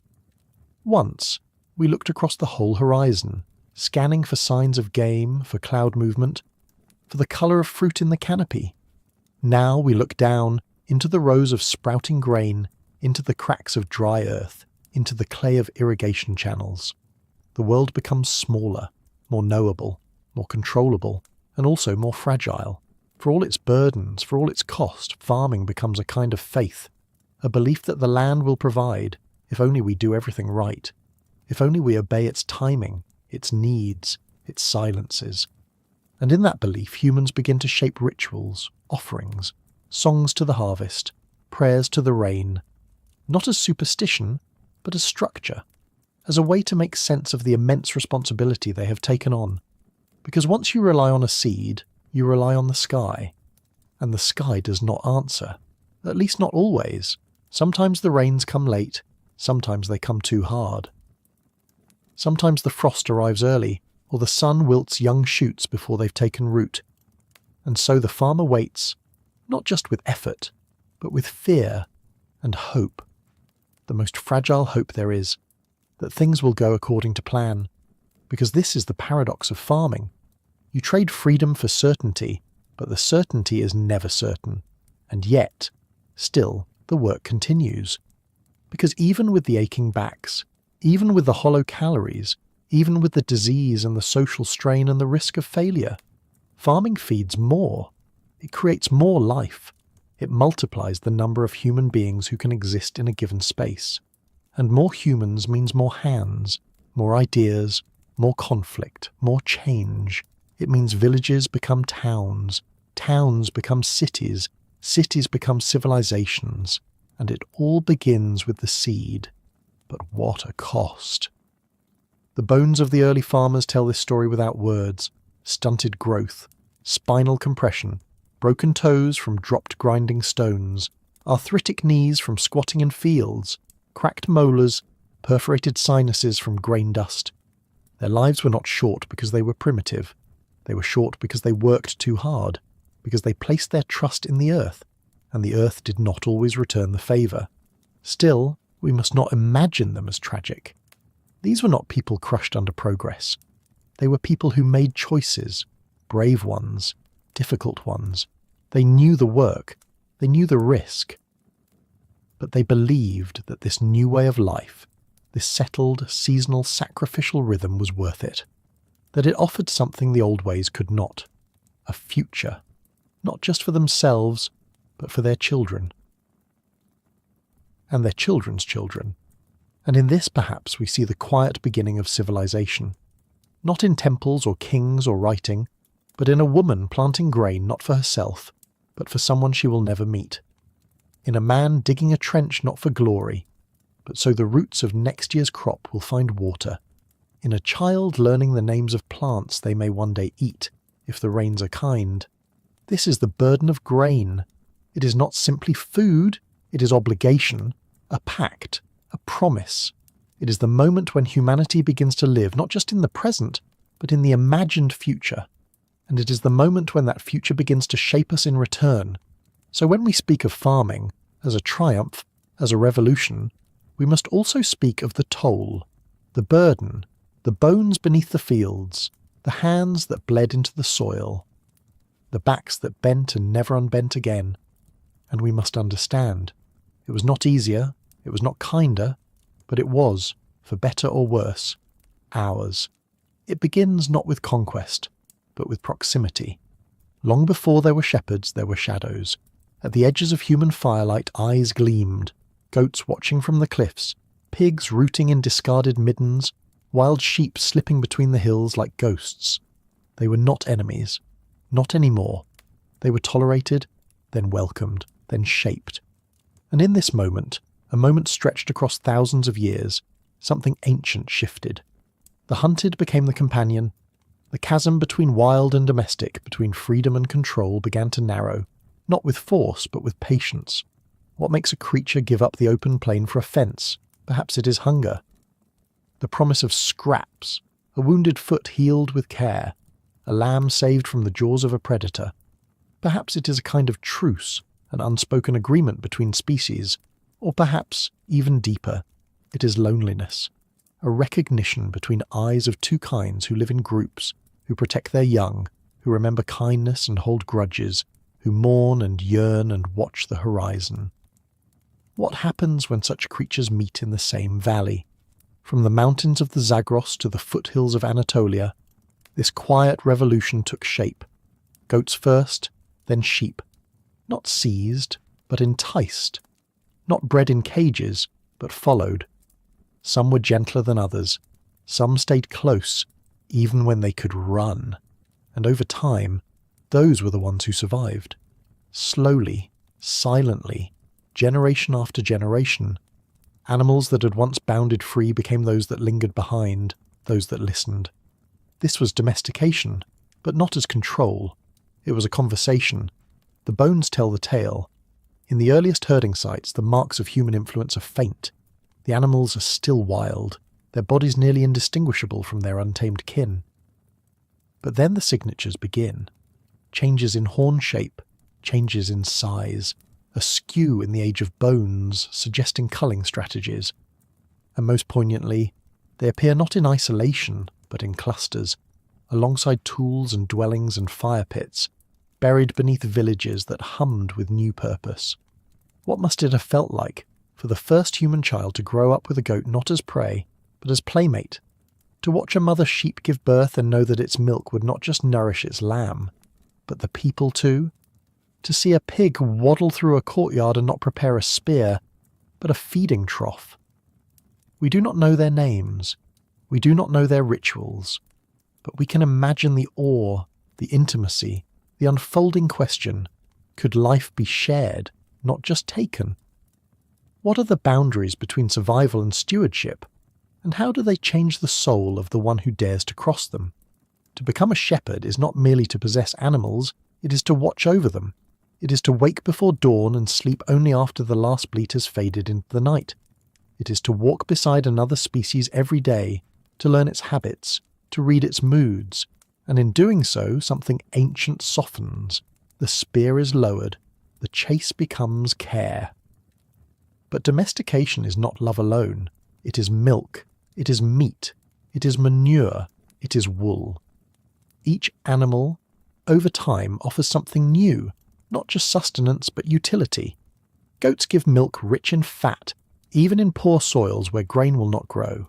Sheep, through mutation and human favour, begin to grow denser coats. What was once hair becomes fleece, and with it, the need for new tools, spindles, looms, baskets to carry the raw fibre. Weaving becomes a quiet revolution of its own. Insulation, storage, clothing that can be layered, traded, dyed. Pigs are less mobile but efficient. They eat what humans discard, turning scraps into fat. Their flesh feeds many, and their bones suggest early efforts at corralling them near settlements. Cattle arrive later, stronger, more imposing, slower to domesticate. But with them comes true transformation, muscle that can pull, power that can plough. This is not yet machinery, but it is motion. With animals, the scale of farming expands. Land once too heavy to till with hand tools becomes reachable, and so the human web stretches wider. More food, more mouths, more villages, more paths to conflict and cooperation. These creatures are no longer just companions, they are partners in a growing system, a system as fragile as it is fruitful.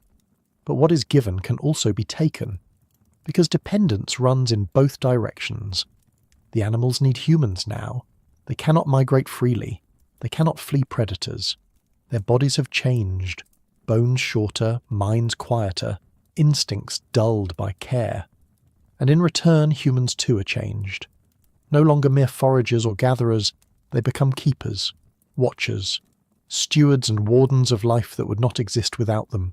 And here, the ethical questions begin to surface.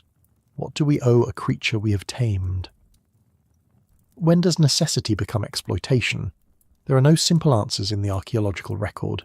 Only evidence of pens, of tools, of milk residues in ancient pots, of figurines shaped not just as deities, but as animals, revered perhaps, loved perhaps, used certainly. The line between affection and utility blurs, and in that blurring, a new kind of emotional life emerges. The bond between human and animal is not just practical, it is profound. It shapes stories, songs, rituals. Children are named after animals. Myths imagine gods with hooves and horns. People dream of sheep in the night, and sometimes they grieve when they are gone. This is no longer a tale of survival. It is a story of entanglement. To live with animals is to invite them into the rhythms of daily life, not as fleeting shadows in the forest, but as presences, persistent, demanding, familiar. They wake when we wake. They need shelter when storms roll in. They give birth, they fall ill, and in their need, they tether us. The shepherd cannot wander far. The herder must always return. What began as a means of increasing food security now begins to define time itself. Seasons marked not just by harvest, but by lambing, by shearing, by calving. The calendar becomes an animal rhythm, and with it the soul of the village shifts. Life is no longer punctuated by the chase, by the adrenaline of the hunt. It is slower now, cyclical, built around repetition and care. A different kind of intelligence begins to flourish, one of observation, patience, memory. Children learn the shapes of hooves, the sound of distress, the curve of an udder heavy with milk. They do not need to be taught with words. They learn by watching, by imitating, by living alongside. This knowledge becomes embodied, held in hands, in feet, in gesture. And yet, there is also pain. because the animals they raise are still killed. There is no fantasy of a peaceful coexistence without death. Goats are still eaten, sheep are still slaughtered. The difference is not in the outcome, but in the relationship. Now, death carries a weight. The animal has a name, it has a place in the memory of the family. It has been fed by the same hands that now bring the knife. This is the quiet sorrow of domestication. It asks us to love what we must also let go. Some societies begin to shape rituals around this paradox: offerings, songs, ceremonial meals. The bones of sacrificed animals are placed with care beneath homes, or buried in designated pits. Not waste, but memory. Not disposal, but reverence. Perhaps this is the beginning of ethics, not in abstract rules, but in the embodied tension between care and consumption. And in this tension, something else is born. Dependency.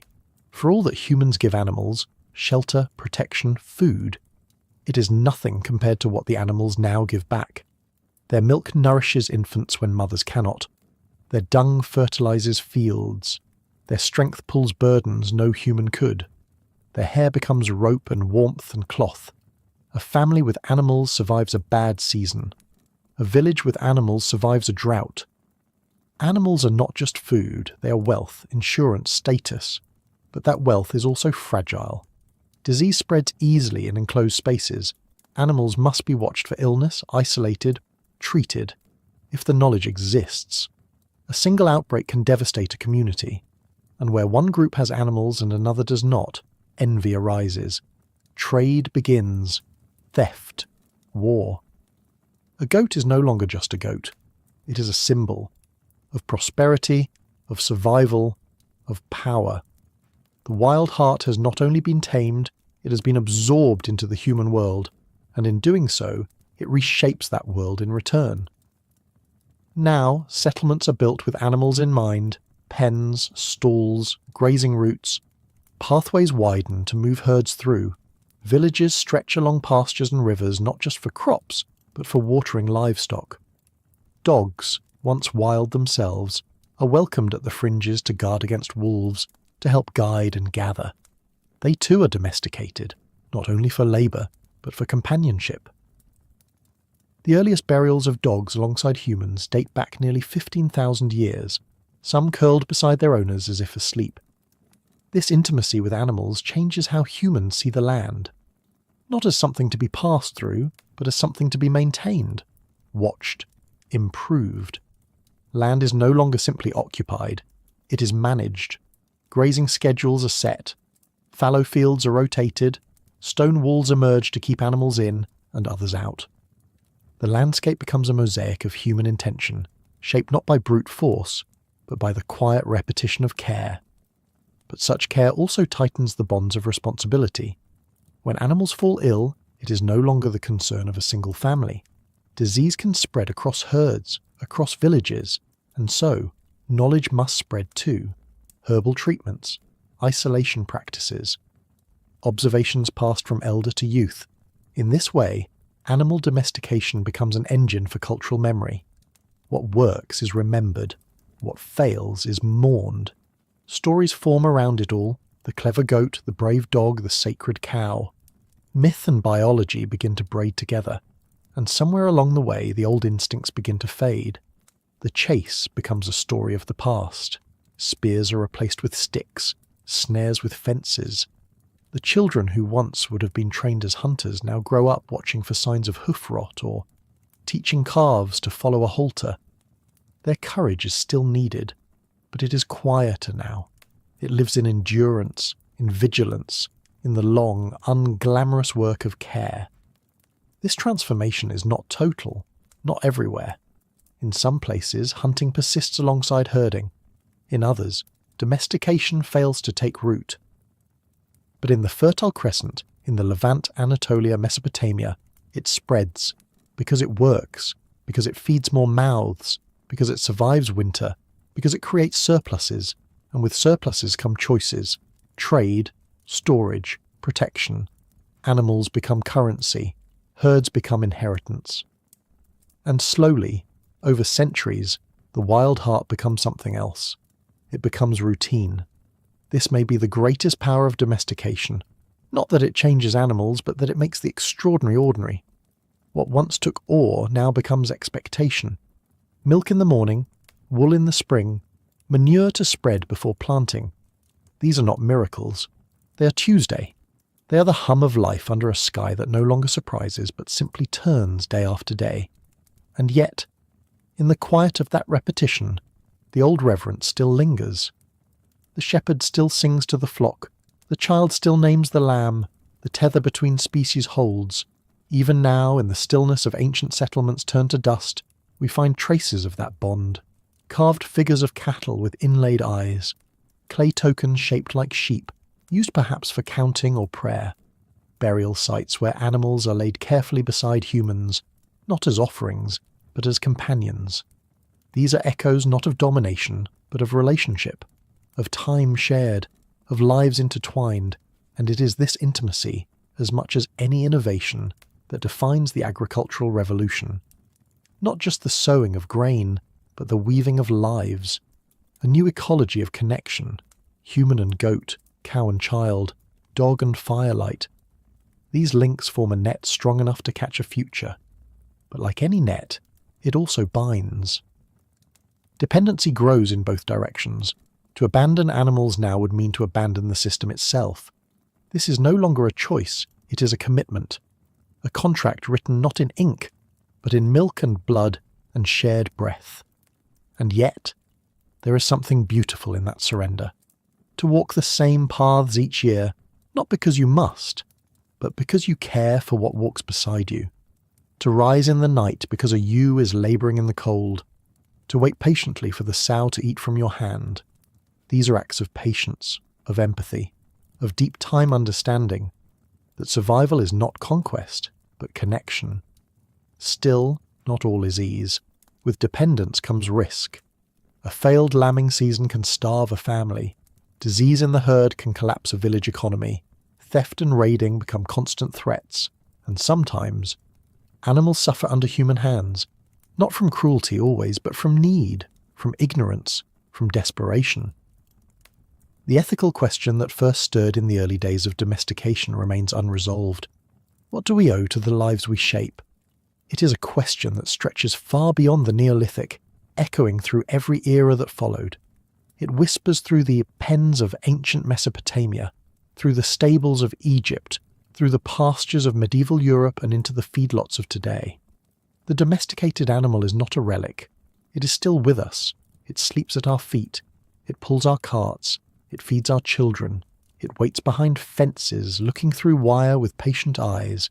And we, descendants of the first herders, still carry the burden and the blessing of that gaze. Because to tame is not to master, it is to take responsibility. And in the ancient bargain struck between human and animal, we see ourselves, both wild and weary, needing and needed, reshaped by love and by labour. This is the inheritance we carry from the shepherds of 9,000 years ago. Not just the wool and milk, not just the fences and fields, but the quiet, enduring truth that survival is shared. The wild hearts still beat among us, and in listening to them, we remember who we were, who we still are. The walls begin as circles in the dust. Long before they hold back enemies, they hold in meaning. They trace the limits of intention, the places where people choose not to move on. At first, they are little more than stones stacked around sleeping spaces, fences woven from reeds, ditches dug with bare hands. But something has changed. People are no longer just staying, they are building. They are shaping the world not only to shelter themselves, but to declare presence, permanence, and a claim. What happens when stillness becomes structure? On a high mound above the desert, the remains of Jericho whisper their answer. One of the oldest continuously inhabited sites on Earth, this place, nearly 12,000 years old, was no longer a camp or a seasonal shelter. It had become a village, and then something more, a proto-city, dense with signs of coordination and vision. Its massive stone wall, built long before the advent of pottery, looms large in our archaeological memory. Not a defence against war, perhaps, but against flood, wind, or even the pull to keep moving. What must it have felt like to gather in its shadow, to see a human-made horizon where once there had been only sky. The city is not just an invention of architecture, but of time. In Çatalhöyük, in the Anatolian plateau, homes press close together like bricks in a forgotten mosaic. There are no streets, only rooftops. To enter your neighbour's home, you walk across your own. To visit a shrine, you descend through a trapdoor. Everything is layered, walls upon walls, burials beneath floors, symbols carved into plaster and painted in ochre, layer upon layer of memory, deliberately built into the bones of the place. Why did they build this way, crowding together with such intimacy, such density? Because something powerful was happening. Farming had created food. Food had created stability. And stability had made room for planning, for ritual, for remembering. These were no longer families sheltering from the wind, but societies orchestrating their own rhythms, designing their lives around place and people rather than prey and season. But what does a place become when it is too large for everyone to know one another's names? The answer emerges in roles. A community of 10 can share everything. A community of 1,000 cannot. So slowly, quietly, differences appear, not in wealth, yet, but in task. One person becomes the keeper of seeds, another watches the skies, another speaks for the dead.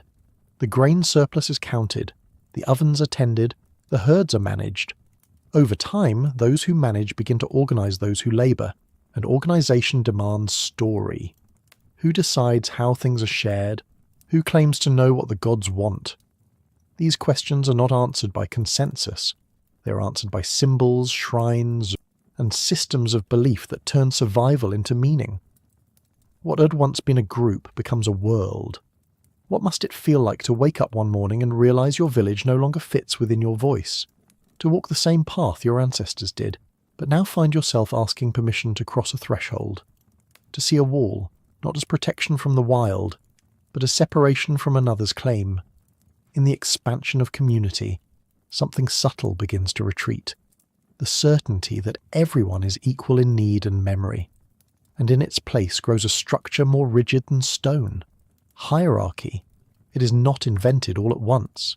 It grows as naturally as a tree seeking sunlight. In the early farming villages, surplus becomes the seed. When one household has more grain than it needs, it stores it. When another has less, it borrows. And when it cannot repay, it owes. Not just food, but allegiance. And slowly power is born, not through violence, but through favour. The keeper of surplus becomes the centre of exchange. And from that centre, a new shape of society emerges. In Çatalhöyük, there are no grand palaces, no wide avenues, no royal tombs. But we begin to see patterns. Some houses are larger, more decorated. Some burials have more offerings. Figurines appear, fat-bodied, often female, often placed near hearths or in walls. These may not be queens or priestesses, but they suggest someone is watching over the grain. Someone is tending more than just fire and food. Whether divine or human, the figure holds attention, and attention becomes influence, and influence becomes structure. By the time we arrive at later sites, like Tel es Sultan, the site of ancient Jericho, organization is no longer implicit. It is carved, built, painted. Defensive towers rise. Storage facilities are centralized. Some areas of the settlement are walled off from others. Control is now physical, visible, inescapable. With permanence comes boundary, and with boundary comes negotiation. Who may enter? Who must stay out? These early villages, once shaped by rivers and seasons, are now shaped by agreements, by customs, by rule. And rules need rule makers. Some rise as coordinators, others as spiritual leaders, some as warriors or protectors. Specialization has emerged, not only in work, but in status. The child of a potter is more likely to shape clay than to herd goats. Memory becomes vocational. Skills are inherited not only in practice, but in permission. This is both efficiency and enclosure. As society grows, so too does dependence on roles, and with dependence comes fragility. When a harvest fails, it is not just the farmer who suffers, it is the entire village. So systems are created, protocols, offerings, early taxation perhaps, labour quotas, and rituals, not just spiritual but social. The first steps toward formal governance are not charters or laws, but meals, marriages, burials, shared acts that reinforce belonging. Because something larger than a family is now being born, a culture, and at its centre people begin to build spaces not for sleeping, but for gathering. Shrines, temples, open courtyards. These are the heartbeats of the proto-city, the places where meaning is made.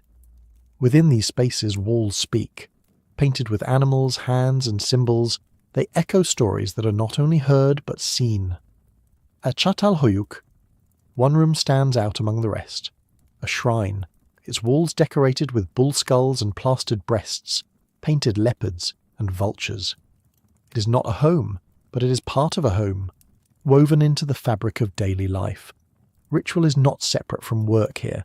It pulses beneath it, around it, through it. You do not go to the temple.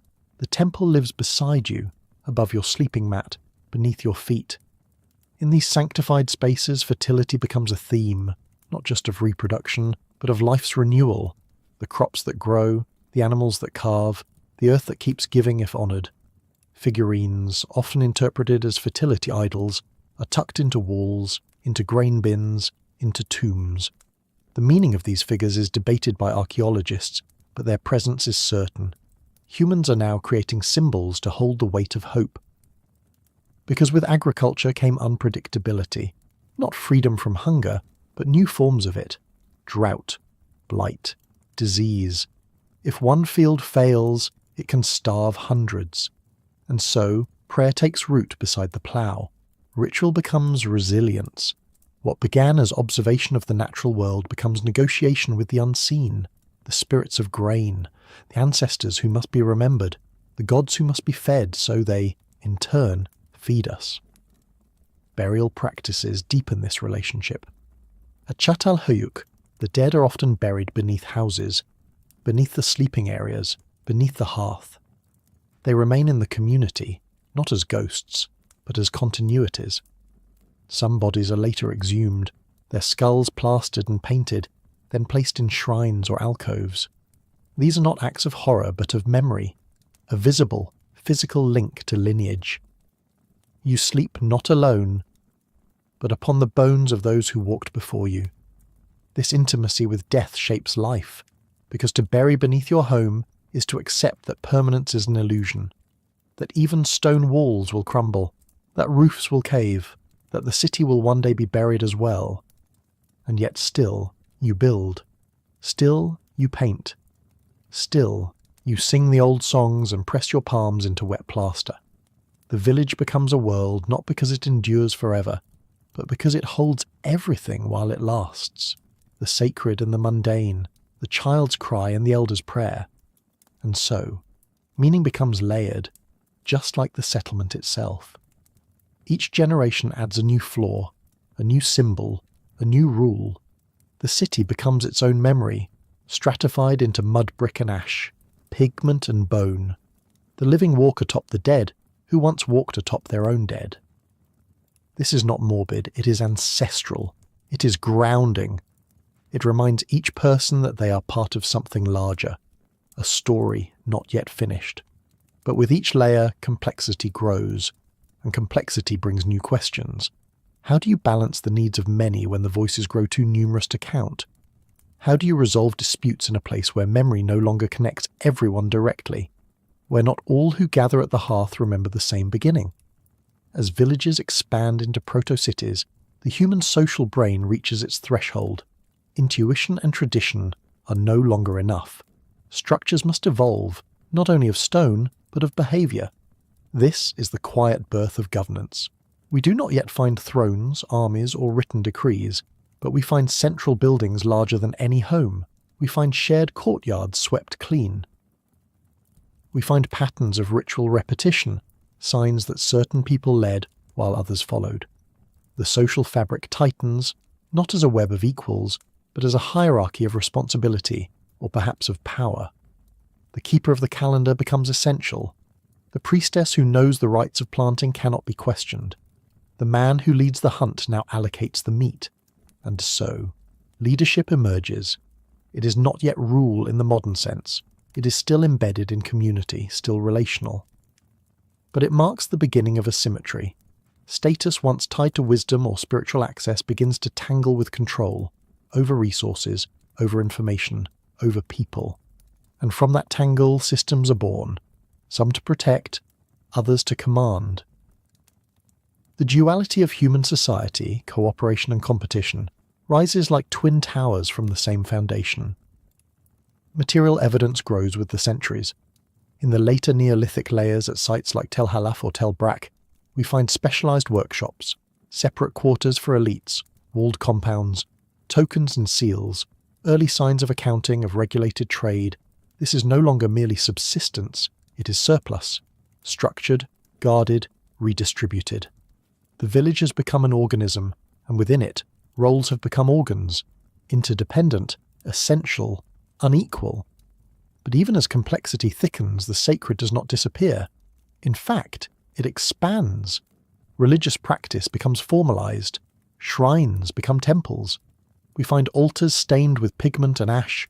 We find votive offerings buried carefully in corners, and always figurines, small, symbolic, charged with mystery. Some wear headdresses, some have animal features, some appear intentionally broken. Perhaps as part of ritual. These are not random, they are maps of belief.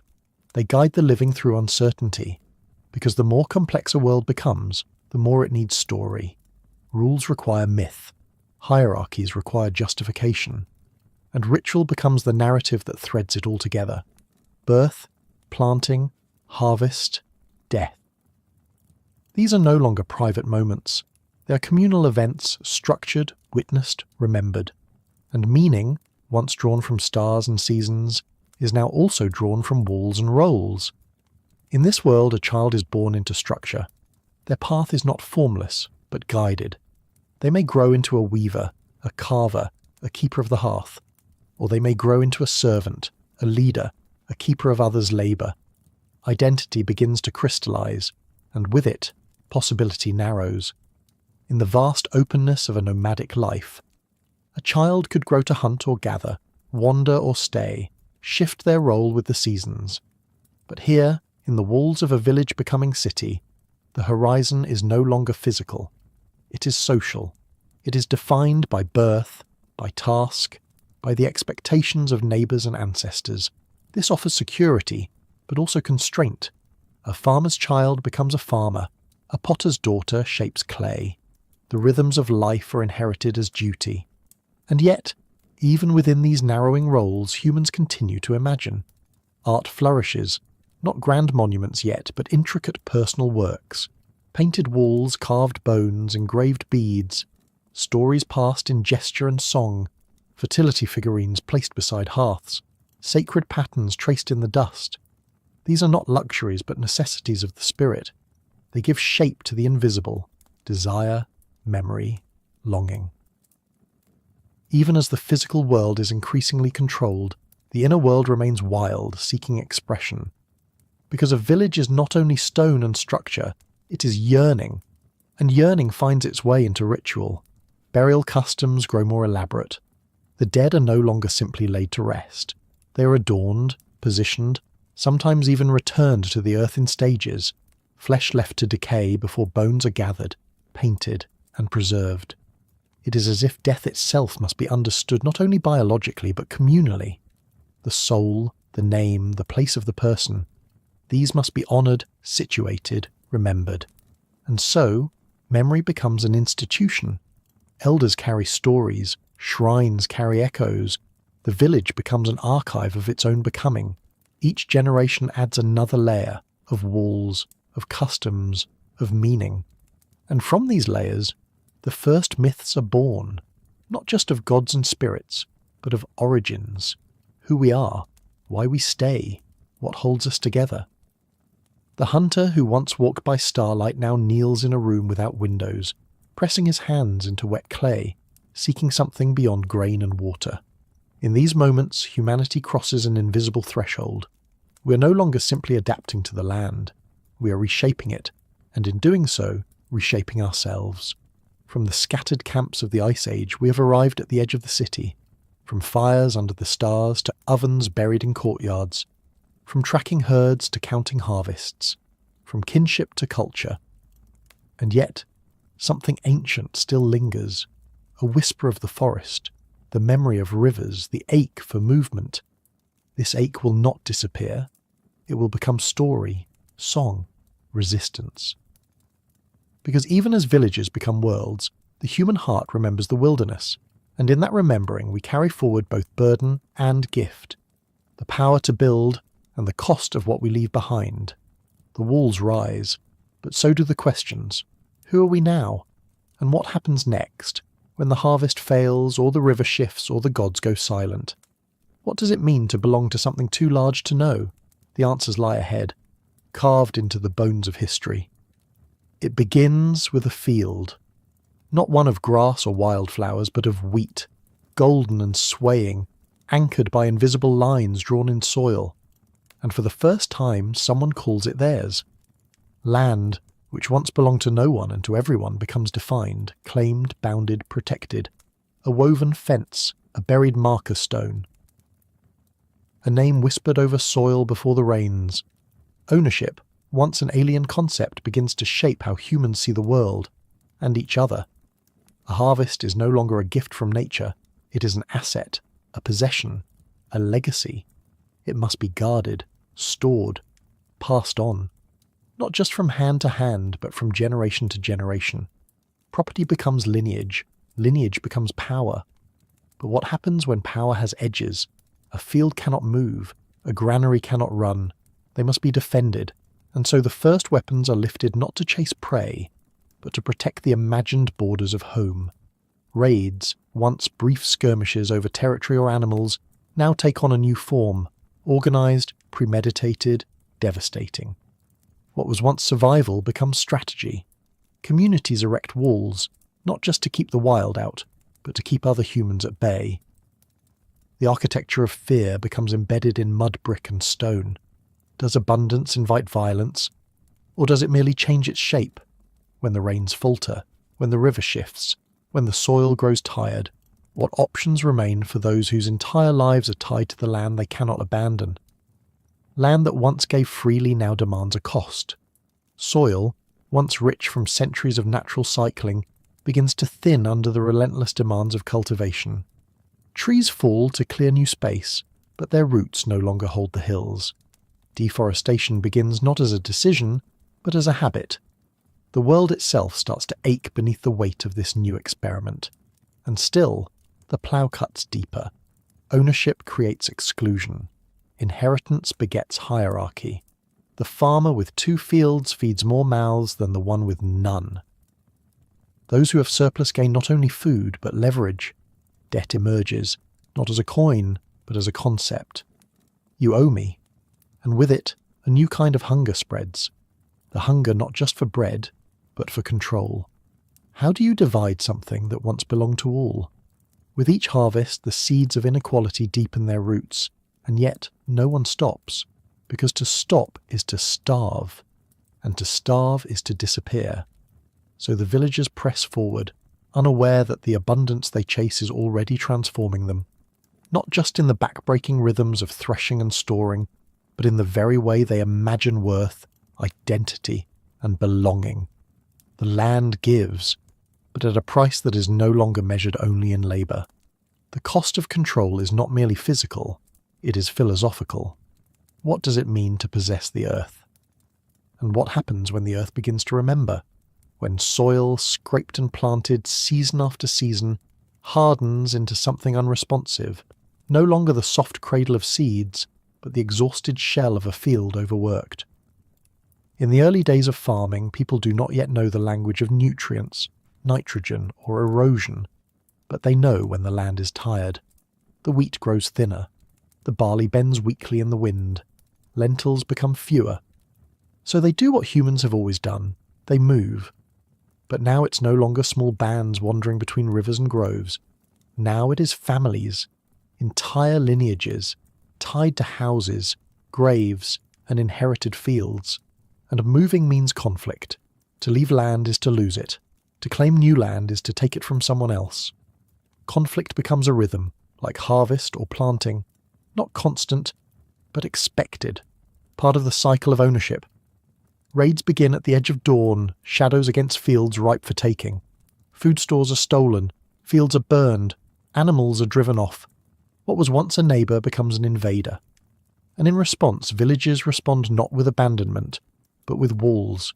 Jericho's great stone tower, built nearly 10,000 years ago, may have been a flood barrier, or a symbol of unity, or a defence against hostile groups. Perhaps it was all three. What matters is the intention behind it. We are here, and this place is ours. In that declaration lies both safety and separation. A wall does not just keep danger out, it keeps the inhabitants in. Behind it, they are bound to one another, by need, by fear, by the thin line of stone between survival and loss. Walls reshape identity. A person is no longer simply human. They are of this place, this settlement, this lineage. Outsiders become strangers. Strangers become threats. And where threat exists, so does the need for those who train to meet it. The first warriors are born, not hunters of animals, but hunters of men. They do not chase, they defend. They do not bring meat back to the hearth. They guard the grain beneath it. But every defence is also a confession. It admits that there is something to lose. Ownership is a risk as much as it is a reward. And the land itself, silent, patient, still bears witness.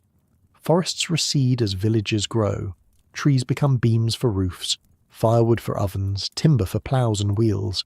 In their absence, rain washes the soil into rivers, turning them brown and full. Once clear streams now flood when it rains, and vanish when it does not. Water must be guided, channeled, diverted, commanded. Irrigation begins as a gift to the fields, but soon becomes a point of conflict. Whose water flows first? Who decides when the gates open? Who owns the river? This is where control deepens, not only of land, but of time, of resources, of people. A system is forming, unequal, fragile, necessary. And within it, the human heart begins to feel a different kind of hunger, not for meat or berries or warmth, but for certainty, for permanence, for peace. But can peace exist in a world built on possession? Or is conflict simply the shadow cast by the first fence built around a field of grain? Even now, in the stillness of an early morning mist rolling through an ancient valley, we can imagine it, the invisible lines that crisscross the land. Ownership, control, legacy. These ideas were not born fully formed. They emerged slowly, entangled with survival, shaped by fear and desire. But once named, they grew roots. The moment someone says, "This is mine," a second moment follows, "And that is not yours." It is here that inequality blossoms. When land is fixed and surplus can be stored, hierarchy can take root. Those who manage the granaries begin to wield influence, not through brute force, but through access, coordination, negotiation. A new kind of power arises, managerial, symbolic, bureaucratic. The seed sower and the seed counter no longer share the same role, and over time, they no longer share the same status. Inheritance formalizes these divisions. Children are no longer born simply into a family, they are born into a structure, a rank, a destiny. The rich inherit land, tools, even workers.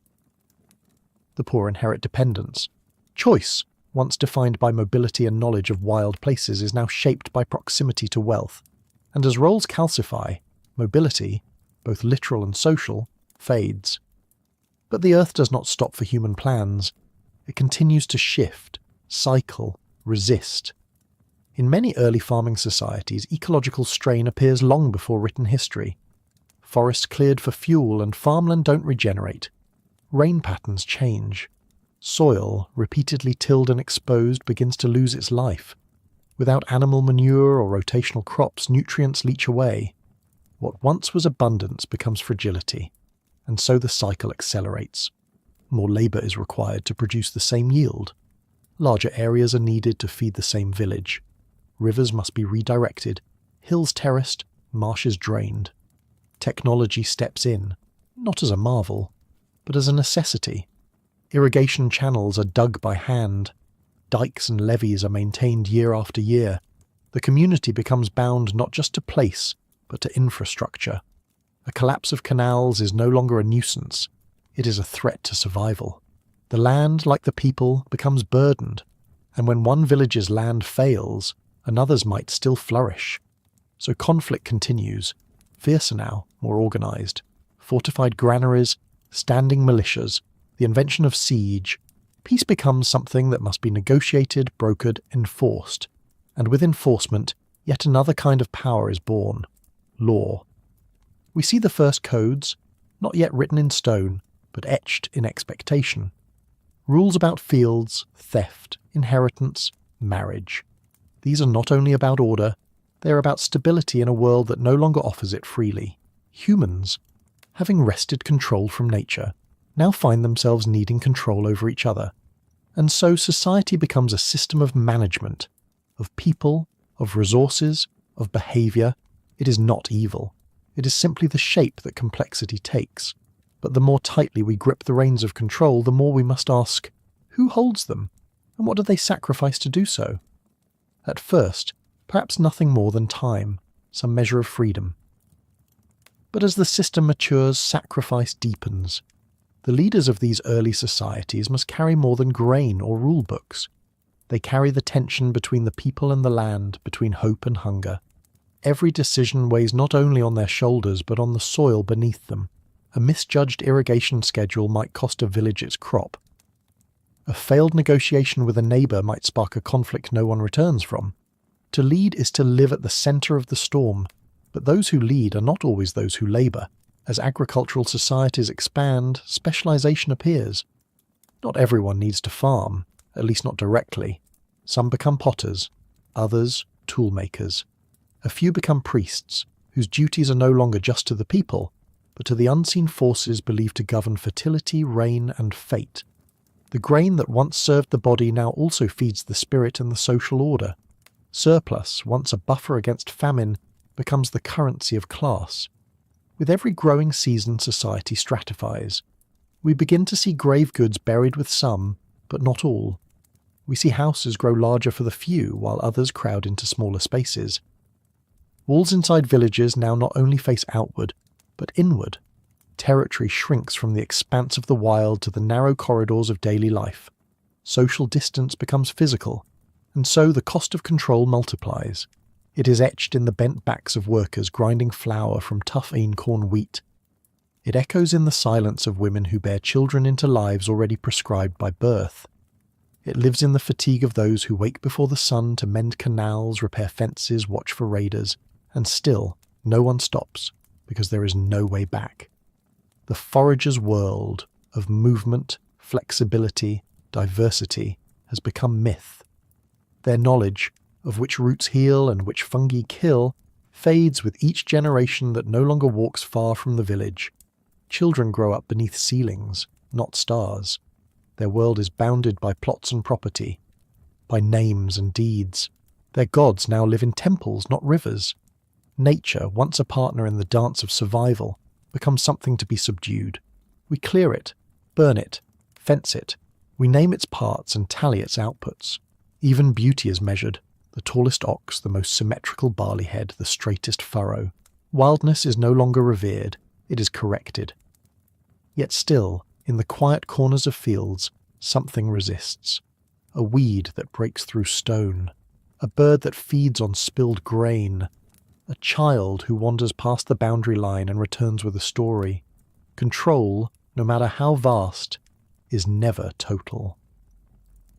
The earth whispers this truth in every season of flood and drought, in every pest that eats through stores, in every cracked terrace and silted canal.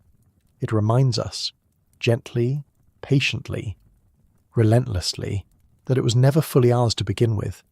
And perhaps that is the most difficult realization of it all, that the abundance we chased came at the price of simplicity, that the certainty we longed for required walls, not just around our homes, but around our minds, that to feed the body we began to bind the spirit. By the later Neolithic, the human landscape has changed beyond recognition.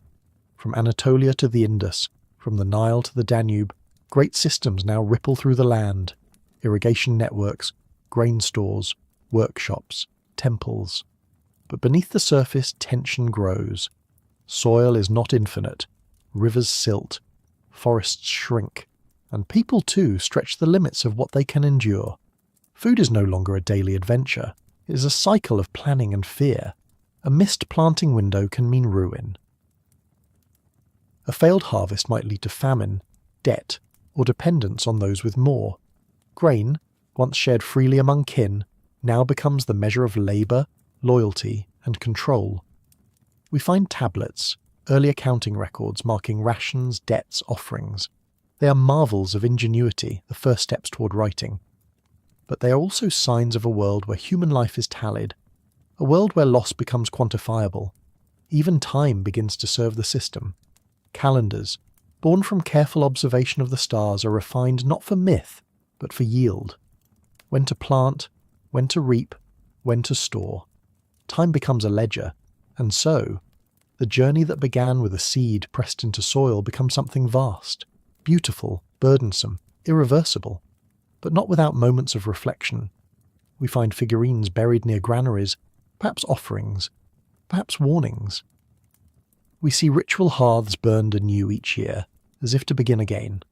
We glimpse paintings carved not for function, but feeling. And in these, perhaps a quiet rebellion, the refusal to forget where we came from. For even in the age of control, memory lives on, in stories told by firelight of the ancestors who walked with the animals, in the wind that moves across a fallow field, reminding us of the forests that once stood there, in the wild grain that still grows at the edge of the irrigation ditch, untamed, unmeasured. So what, then, is the cost of control? It is the ache in the back and the fear in the stomach. It is the weight of walls, of titles, of lineage. It is the trade of wild wonder for measured security. And yet, it is also the cradle of all that would come after. Cities, writing, music, law, art. Without control there is no civilization, but without wildness there is no soul. This is the paradox that hums through the human story, not as a failure, but as a question. One we are still trying to answer. And as we press our fingers once again into the soil, in gardens, in fields, in dreams, we're still listening for the echo of that first decision, to stay, to grow, to build, and to bear the weight of what we create. For the first time in human history, the shape of civilization no longer followed the herds. It followed the seed. Farming had begun as a quiet wager with the earth, a whisper pressed into soil, a plea for return. Now, it was no longer a question of if it would work. It had worked.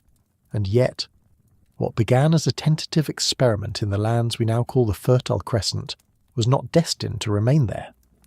From the banks of the Euphrates to the yellow floodplains of the Yangtze, from the mountain valleys of the Andes to the river deltas of the Niger, humans were asking the same question in different tongues.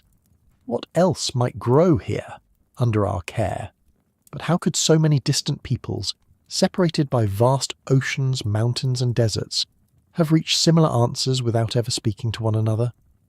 This is one of the great mysteries of deep time, the independent invention of agriculture across at least 6 distinct centres, each with its own suite of plants, its own tempo, its own sacred rhythms.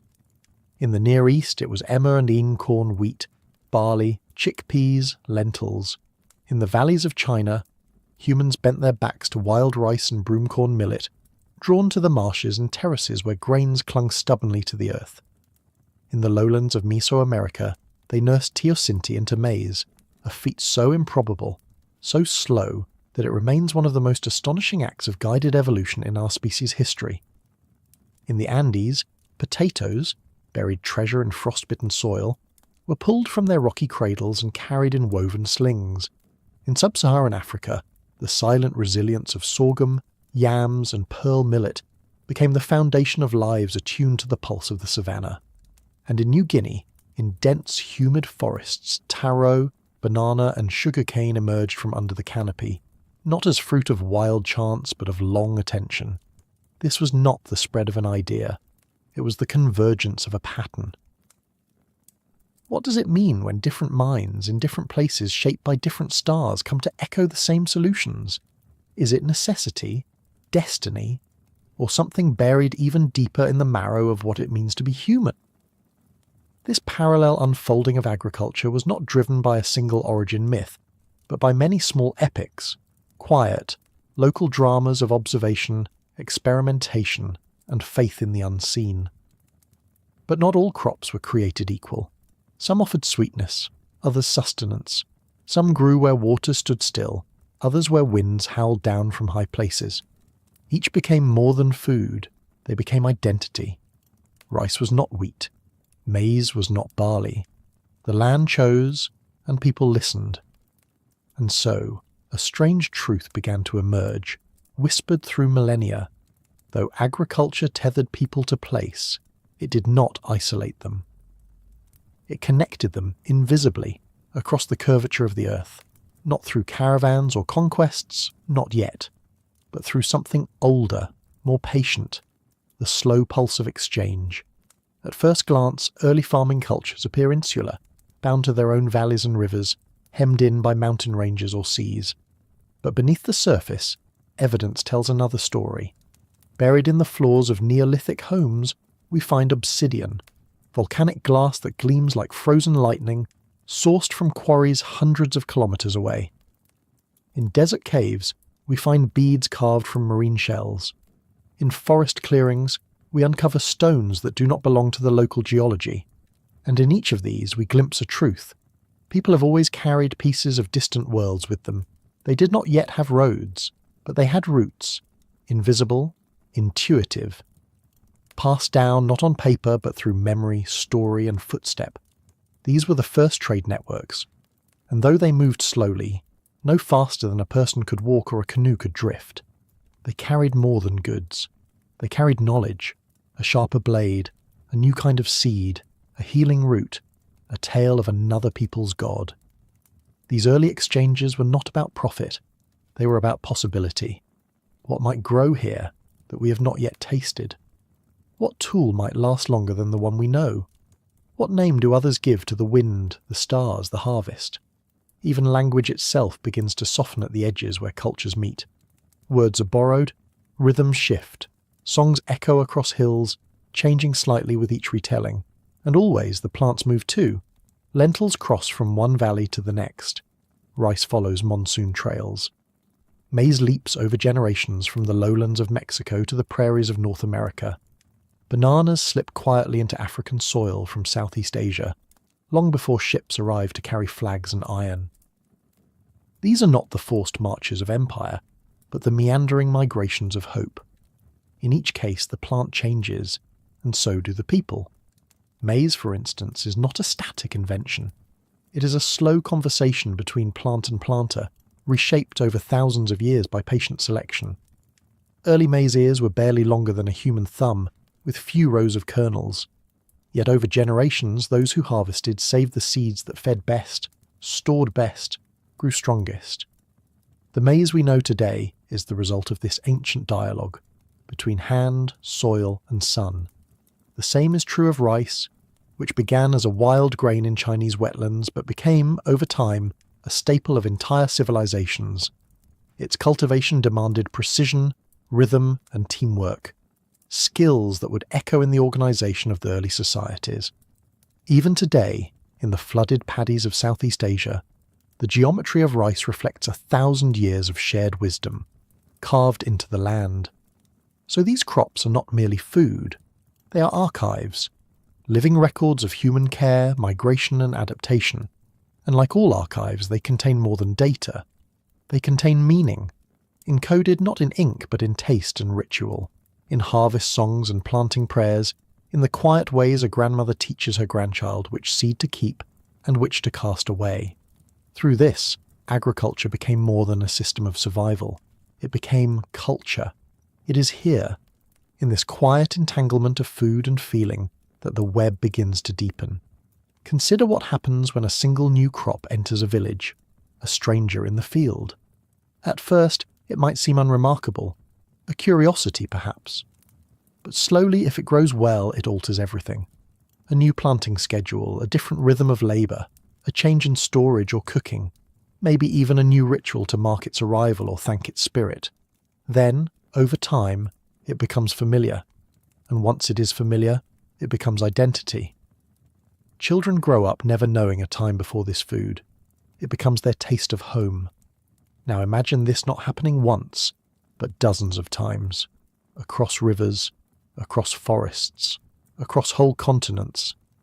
This is the unseen geometry of early exchange, not the rigid roots of empires, but a lattice of memory and movement, always shifting. In the Fertile Crescent, farming communities passed barley, emmer and sheep across the hills like shared secrets. In the Sahel, yams and millet were exchanged alongside drum rhythms and stories. In Mesoamerica, traders carried cacao and obsidian through mountain passes and jungle trails. In the Andes, llama caravans moved silently across impossible slopes, bearing salt, dried potatoes and woven cloth. And all along these paths there were pauses, campsites that became hamlets, market clearings that became crossroads. People met, danced, traded, sometimes fought, sometimes loved.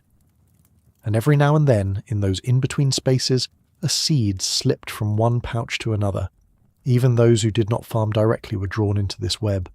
Foragers began to trade for cultivated grains. Pastoralists exchanged wool and cheese for dried fruits and tools. No one remained untouched. The idea of the village, the field, the granary, it all spread like pollen. And yet, for all its reach, this web did not erase difference. Instead, it held diversity like a mosaic. Each region adapted agriculture to its own needs, its own ecologies. Wetlands favoured rice, highlands nurtured tubers, arid plains required drought-resistant grains. What emerged was not a single agricultural story, but a chorus. Many voices, each in harmony with its land. Through this, the human world began to hum with a strange new music, a music of shared sustenance, a music of rootedness and reaching. For with every season that passed and every harvest gathered, humanity's bond to the soil deepened, not just physically but spiritually. Fields were not only tilled, they were blessed. Crops were not merely gathered, they were honoured. Across vast distances, in cultures that had never spoken to one another, we find echoes of the same gestures. Hands raised to the sky in gratitude, offerings buried at the corners of plots, songs sung to ensure the return of rain. The web of agriculture was not a sterile lattice of economics or pragmatism. It was a living, breathing fabric stitched with story, myth and reverence. In the Andes, maize was not just a crop. It was a sacred being, a companion through time. In ancient China, rice was linked to the moon's rhythm and the emperor's virtue. In Mesoamerica, the gods themselves were believed to have formed humanity from cornmeal dough. These beliefs were not quaint. They were the scaffolding upon which early civilizations built their relationship with the world. And they had to believe, because farming, for all its promise, was still a gamble. Floods, droughts, pests, unexpected frosts. These could turn a season of labour into a winter of hunger. So faith was not optional. It was essential. Not blind belief, but an active, embodied trust in the continuity of life, in the possibility of return. The seed disappears into the earth, and for days, nothing. Then a green thread rises. That moment, the crossing from absence to presence, was a kind of resurrection, and it touched something deep in the human soul. It also created a new kind of time. Hunter-gatherers lived by movement, tracking cycles of game and bloom. But farmers began to measure time in static repetitions. When to plough, when to sow, when to weed, when to reap. Calendars emerged, often rooted in stars and seasons. In Egypt, the Nile's flood set the clock. In the Indus, the monsoon. In Mesopotamia, the rising of Sirius. Across these early cultures, time became grain-shaped, soil-stained, and celestial. As agriculture settled into the heart of humanity, new forms of memory were required. No longer was knowledge held only in the minds of elders. It had to be shared across generations in ways that would not be forgotten. Carved into stone, baked into pottery, sung into lullabies, etched into the grooves of ancient tools. This was the dawn of information systems. Preliterate, yes, but precise. The first farming manuals were not scrolls but rituals, and as fields expanded, so did relationships. More land meant more neighbours, more crops meant more mouths, more labour meant more coordination. The web, once a loose net of exchanges, became taut with the weight of obligation and opportunity. Paths between communities hardened into trade routes, goods became currency, agreements became law. The social web thickened, binding together people who had never before needed to cooperate or compete. It was no longer just a matter of what one could grow. It was a matter of what one could trade, protect, store, or share. And in that quiet shift, from sustenance to surplus, from cooperation to calculation, the web of agriculture became a force not only of nourishment, but of transformation. It no longer simply tethered people to the land. It tethered them to one another in systems of obligation and exchange, of trust and tension. Across continents, agriculture drew invisible lines between communities, lines that could become lifelines or fault lines. In some places, those lines thickened into lifeways so interconnected that entire regions pulsed with coordinated rhythms. Salt from one valley was exchanged for grain from another. Clay vessels carried oil across arid landscapes. Wooden tools were bartered for dried fruit, pigment, or honey. Even before the rise of great cities, the groundwork for global interdependence was laid, step by step, seed by seed. But these were not purely economic relationships. They were also emotional ones. To trade was to trust, to believe that the person on the other side of the mountain or the bend in the river also had needs, also had stories, also waited for the rains. Exchange became a form of recognition, and sometimes through this recognition peace bloomed. Marriages were arranged across villages, festivals were shared. New customs emerged at the borders between peoples. A hybrid humanity was taking root. Still, the web brought more than harmony. Where abundance accumulated, so too did envy. Where borders were drawn, they were also tested. Where one crop thrived, another might fail. And in the push and pull of these tensions, agriculture became something more than a method. It became a system with consequences. Unequal harvests led to unequal power. A village with surplus grain could feed soldiers, could build walls, could withhold or grant favour. A simple sack of seeds could decide the fate of a season or a generation. Yet even in these complexities, something remarkable endured. Agriculture remained, above all else, a conversation with the earth. No matter how far the network stretched, or how complicated the systems grew, each plant still had to germinate in soil, draw water, and reach for light. Each harvest still depended on the quiet work of weather, worm, and root. And each person, whether in the highlands of Peru or the valleys of the Yangtze, still bent low to the ground, placing faith in the possibility of growth. In this way, the spread of agriculture across continents was not just a historical fact.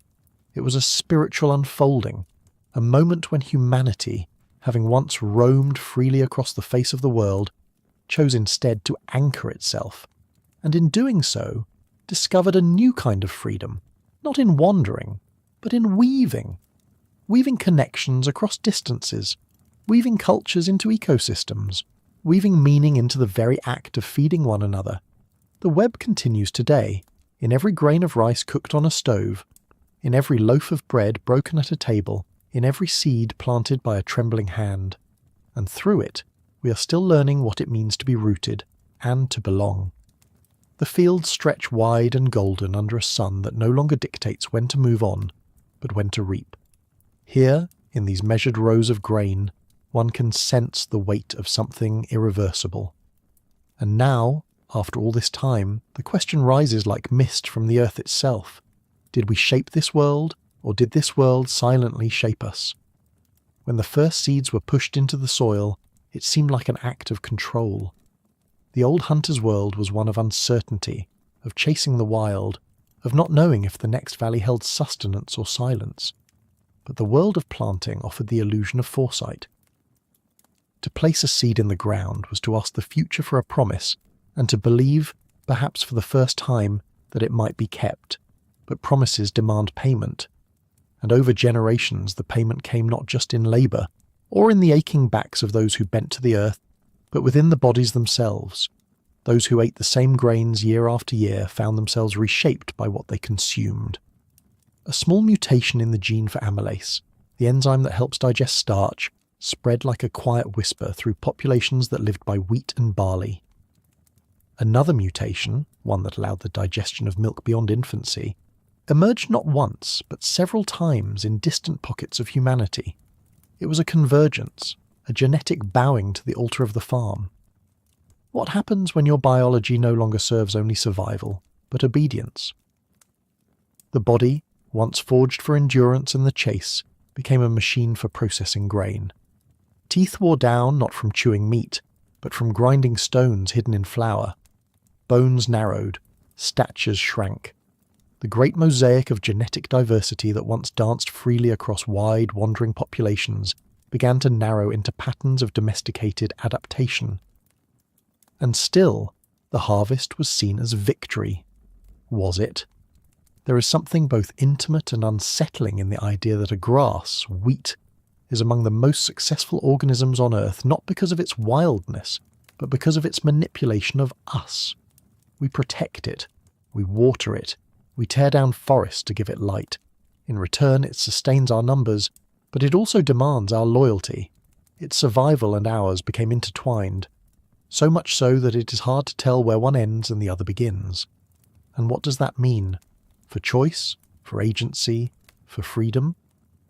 When evolution ceases to be a passive inheritance and becomes a reaction to one's own designs, a mirror appears, one that does not reflect who we once were, but who we are becoming. In the genetics of the farmer's child lies the whisper of a plant's ambition, in the persistence of lactase, in the multiplication of starch-digesting enzymes, in the narrowing of pelvic bones and the onset of diseases of abundance. There is a ghost in the genome, and it is agricultural. Who, then, was truly domesticated? Who held the leash, and who, in silence, held the gaze? As the viewer steps deeper into this revelation, a second kind of memory begins to emerge, not one carried in genes, but in geography. The Earth itself became a vast and living archive of human intention. Each furrowed field, each stone terrace clinging to a hillside, each canal etched through sun-baked clay is not just infrastructure. It is a sentence in an ancient dialogue between mind and matter. These are not ruins. They are thoughts, inscribed into land. The straight rows of wheat stretching through the Fertile Crescent are more than efficient design.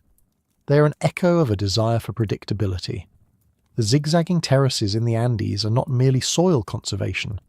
They are expressions of vertical logic, of an understanding that water, sun, and altitude must be orchestrated like instruments in a symphony. Across the valleys of the Yellow River, the rise of paddy fields was not an accident. It was a reflection of centuries spent watching how water moves, how rice thrives, how patience feeds. In this way, the landscape itself became a kind of external brain. Where once memory was passed through story alone, held in songlines, in campfire tales, in the deep inflections of oral tradition, it now took root in form. A canal remembered how to redirect the spring floods. A storage pit remembered the surplus of the year before. A wall remembered the raids of neighbours, and a shrine remembered the mystery of the harvest. Memory no longer needed to live only in minds.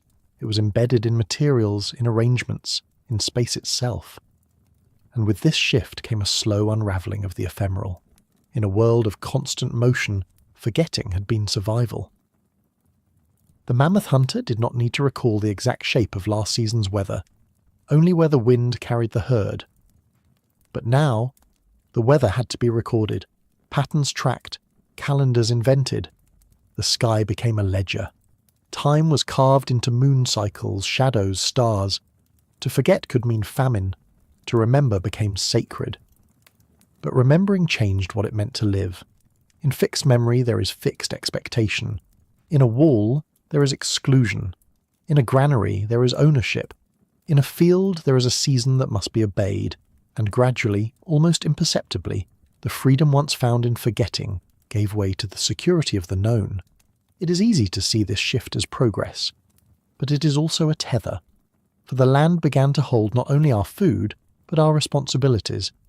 To leave a field was to abandon work. To neglect a canal was to endanger the village. The earth no longer merely provided, it required. It was no longer wild, it was co-authored. And as this co-authorship deepened, so too did the commitments it demanded. The cost was not only physical or genetic, it was existential. For in the writing of memory into land, we had to let go of a different kind of knowing, one born not from plans but from presence. The knowing of the migratory trail, the scent of weather in the wind, the silence before a predator strikes. What we gained in memory, we paid for in immediacy, and what we built in permanence, we traded for the gift of forgetting. The question, then, no longer rests solely in biology or architecture. It hums in the spaces between choices, in the quiet trade-offs that shaped a new human reality. What did we give away? Quietly, slowly, without even realizing, when we chose to plant? This is not a condemnation. It is an invitation to look closely. To notice that beneath the celebration of abundance something else stirred, something difficult to name. Because in the grand ledger of agriculture, for every gain there was a subtraction. Where once there had been wandering, there was now anchoring. Where there had been communal foraging, there was now private land. Where there had been sharing around a fire, there were now measurements, balances, debts. And with these changes came a gradual tightening, not just of labour, but of possibility. A field must be defended, a storehouse must be guarded, a boundary must be drawn. And so, the mind began to shape itself around new concerns: ownership, storage, inheritance. The rhythms of the body began to align with the rhythms of sowing and reaping. Childhood became apprenticeship. Elders became memory keepers. Women and men began to be divided not just by roles, but by tasks assigned by the calendar and the soil. This is the cost we rarely speak of, that freedom, once scattered across a landscape of abundance, was narrowed into a single axis. Control. The control of seeds, of livestock, of labour, of land. And yet beneath this control, a strange unease remained. Because farming was never a guarantee. Floods came, pests came, droughts lingered like ghosts, and when the crops failed, the illusion of mastery cracked. One bad season could undo years of careful work. One plague could empty a village. One shift in weather could redraw the map of what was habitable. The stability that agriculture promised was always conditional. But that condition was hidden beneath the comfort of routine. It is this paradox that haunts the return to our question. We tethered ourselves to the earth for safety, but we remained just as vulnerable as before, only now we had less room to move. In the past, when the herds vanished, the people followed. Now when the rains failed, there was nowhere to go. The land held them. The walls kept them in. The soil they once chose to trust now defined the limits of their lives. This is the quiet cost. Not a catastrophe, not a tragedy, but a gentle, almost invisible narrowing of the possible. We became caretakers of the land, but also its captives. We made fields of plenty, but also fields of obligation. And in return, the earth held us. Not just physically, but emotionally. It became the keeper of our hopes, our lineage, our gods. We knelt before it with prayers, not as wanderers seeking favour, but as settlers who had made a pact. The pact was this: in exchange for life, we would stay. And we did. Generation after generation, we stayed. Roots, once a metaphor for belonging, became literal. The land no longer just fed us, it defined us. Identities took shape around rivers, valleys, mountains. A village was no longer a camp, it was a lineage, a memory bank, a claim. Our names, our stories, our gods, they all began to mirror the places we could no longer leave. This was not merely survival, it was transformation. But as the transformation deepened, the old self, the one shaped by fluid movement, by shifting seasons, by impermanence, began to fade into myth. The hunter became an echo, the wanderer a cautionary tale. Why leave? The fields asked. Why risk what is already in your hands? Yet even as villages grew and crops multiplied, Even as children inherited their parents' lands and learned to read the soil like scripture, something flickered beneath the surface. A restlessness, an unease that could not be ploughed under. It lived in dreams, in old songs, in the way elders still remembered the paths of stars even though no one followed them anymore. It whispered in the stillness of fields after harvest, in the hush of winter, when the land slept and the people waited. It whispered of a time when waiting was wandering, and food was found, not made. This whisper was not nostalgia.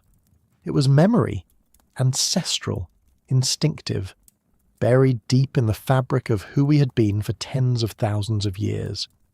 Because the shift to farming, however permanent it seemed, was recent in the grand stretch of human time. For over 95% of our species' existence, we did not farm. We moved. We read the land like a book always in motion. We understood hunger not as failure, but as invitation to adapt, to travel, to change. Our bodies, our minds, our stories were tuned to flux, to the freedom of not knowing where the next meal would come from, and trusting somehow that it would come. When agriculture arrived, it asked us to trade that trust for planning, to replace intuition with repetition, to map out the year in advance, to structure time, to mould our lives to crops that grew in strict seasons. The world stopped moving, and so did we. But inside us something remembered, something that pulsed like an old rhythm behind a new melody. It is this inner tension between the life we left and the life we built that makes the return to the question so urgent. Did we invent farming, or did it invent us? The evidence is everywhere, in our genomes, rewritten by the foods we began to rely on, in our bones, reshaped by tools, by labour, by stillness, in our villages, etched into hillsides and valleys, silent but persistent reminders of the choice we made, or the choice that made us. Because perhaps it wasn't a decision, perhaps it was a drift, not a revolution, but a tide, slow, steady, and inescapable, pulling us in with its gentle insistence, carrying us from the shores of uncertainty to the solid ground of permanence. And like all tides, once it swept in, it was difficult, impossible to push back. The final return to our question is not about blame or even origin. It is about becoming. Because what happened in the slow rise of agriculture was not a singular decision made in a moment, but a cascade of choices, each small, each reasonable, each wrapped in the promise of security. A seed planted, a fence built, a surplus saved, a boundary drawn. Each act of control was also an act of surrender, and together these acts wove a new human story, a story where the earth was no longer just a vast shared place, but a set of fixed territories, a story where food came not from fortune, but from formula, a story where relationships between people, animals, gods, and land were rewritten in the language of permanence, and we changed. We began to live longer, but not always better. We grew in number, but not always in health. We built civilizations, but also walls. We wrote laws, but also hierarchies. We gained mastery, but often lost mystery. Yet in all of this, through the yield and the burden, the safety and the sorrow, we were never truly alone. The wheat, the barley, the rice, the maize, they were changing too. We shaped them, and they shaped us. This is co-evolution in its deepest sense, not simply of species, but of meaning. Fields became thought, irrigation channels became memory, terraces became philosophy. The land held not just seeds but the architecture of the human mind. What we could not carry, we built into the earth, and even as we left the forest and the wild plain behind, we brought fragments with us, in symbols, in stories, in the movements of rituals passed down across generations. The old world was not erased, it was buried, layered beneath the new-like sediment, waiting to be uncovered. And now, here we are, modern humans walking through cities that once began as barley fields, connected by roads that follow ancient animal trails, governed by systems rooted in the first granaries and temples. Still asking quietly, what did we gain? What did we lose? The answer is not simple. It is not meant to be. Farming was not a fall nor a triumph.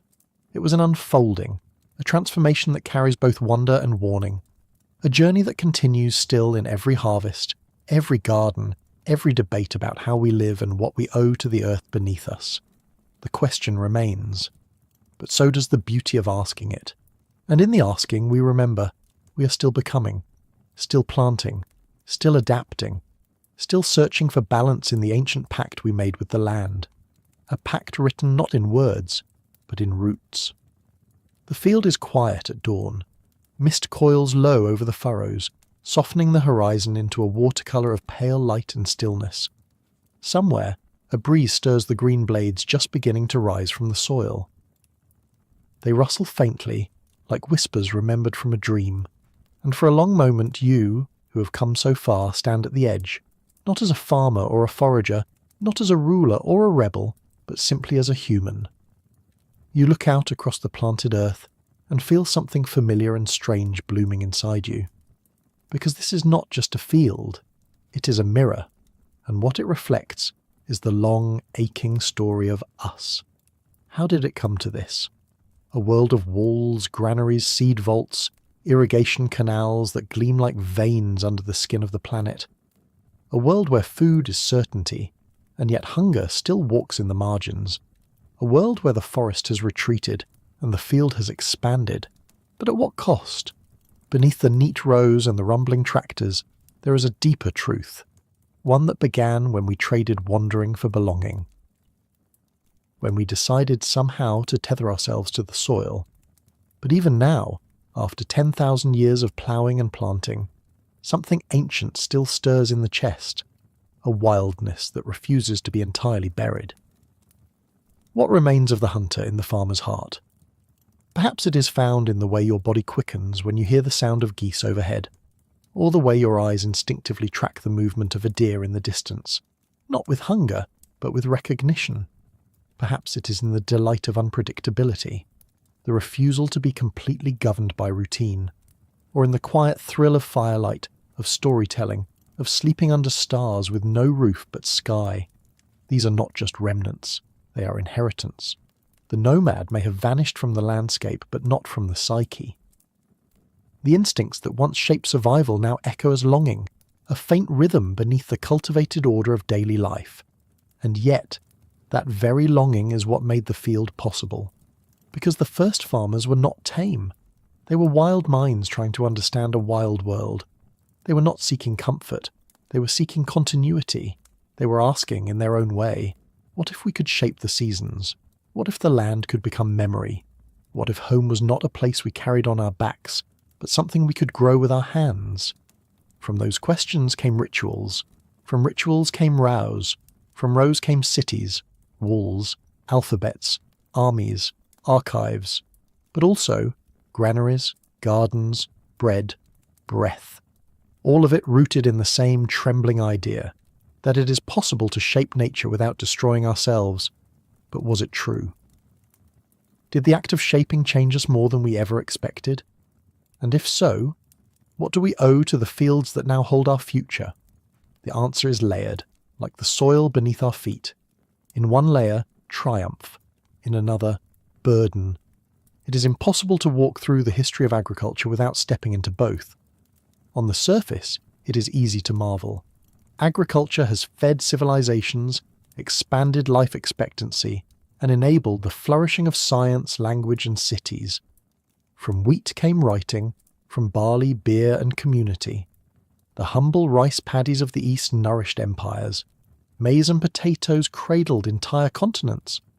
These crops became lifelines, connecting one generation to the next, one season to the next, one life to another. To farm is to believe in a future you may never see. But deeper down, other truths take root. Agriculture did not come without cost.